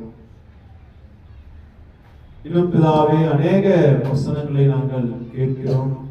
கேட்கிற வசனங்களின்படி நாங்கள் எங்களுடைய வாழ்க்கையிலே விசுவாசத்தின் நம்பிக்கையிலே முயற்சி செய்ய உதவி செய்து நடத்தும். நாங்கள் விசுவாசத்திலே முந்தி துரோகம் செய்யக்கூடிய பிள்ளைகளாய் இராதபடிக்கு இவ்வுலகத்தின் ஆசை இச்சைகளை பிதாவே நாங்கள் வெறுத்து மாறுபாடான கோணலும் மாறுபாடமான இந்த சந்ததியின் நடுவில் இருக்கக்கூடிய நாங்கள் அவைகளின்படி நடவாமல் குற்றமற்றவர்களும் கபடற்றவர்களும் மாசற்ற பிள்ளைகளுமாய் இருக்கும்படி நீர் எங்களை பிரித்தெடுத்திருக்கிறீர் என்று நாங்கள் பார்க்கிறோம். இதோ உங்களுடைய தீர்மானத்தின்படி அழைக்கப்பட்டவர்களாய் இருக்கக்கூடிய நாங்கள் தேவனிடத்தில் அன்பு கூறுகிறவர்களுக்கு சகலமும் நன்மையாய் இருக்கிறது என்று நாங்கள் பார்க்கிறோம். வண்ணமாய் பிதாவே உங்களிடத்திலே இருக்கக்கூடிய அந்த அன்பிலே நாங்கள் நிலைநிற்க உதவி செய்தோம். நீர் எங்களிடத்திலே தெரியப்படுத்தின அன்பு பெரியது என்று நாங்கள் பார்க்கிறோம். உம்மிடத்திலே நாங்கள் எவ்வாறு அன்பு கூற வேண்டும் என்பதையும் நாங்கள் பார்த்தோம். வேதத்தின்படி தேவனுடைய கற்பனைகளின்படி நாம் செய்யும் பொழுது அவரிடத்திலே அன்பு கூறுகிறோம் என்று நாங்கள் பார்க்கிறோம். இன்னும் பிதாவே இந்த நாளிலும் வந்த ஒவ்வொரு சகோதர சகோதரர்களையும் ஆசீர்வதியும். தடைப்பட்ட மக்கள் வருகின்ற வாரத்திலாவது அது கலந்து கொள்ளக்கூடிய வாய்ப்பு அவர்களுக்கு தாரும். இன்னும் பிதாவே இந்த ஊழியங்கள் வளரவும், சபையில் உள்ள சகோதரர்கள் ஐக்கியப்படவும், ஊழியம் நல்ல முறையிலே செய்யவும், அநேக ஆத்மாக்களை அறுவடை செய்யவும், அநேக மக்கள் ரட்சிக்கப்படவும், ஞானஸ்தானம் எடுக்காத மக்கள் உம்மை அறிந்து கொண்டு புரிந்து கொண்டு உணர்ந்து கொண்டு பிதாவே அவர்கள் ஞானஸ்தானம் எடுக்கக்கூடிய வாய்ப்பை அவர்களுக்கு தாரும். சபையானது நாளுக்கு நாள் வளரக்கூடியதாக இருக்க உதவி செய்தவர்கள் பிதாவே. வனமாய் இந்த நாளையும் இந்த நேரத்தையும் எங்களுக்கு ஆசீர்வதித்து ஒழுங்குமாய் முடிய பண்ணின தேவனுக்கு நன்றி செலுத்துகிறோம். ஆண்டவராகிய இயேசுவின் நாமத்திலே வேண்டுதல் செய்கிறோம் எங்கள் ஜீவனுள்ள நல்ல பிதாவே. ஆமென்.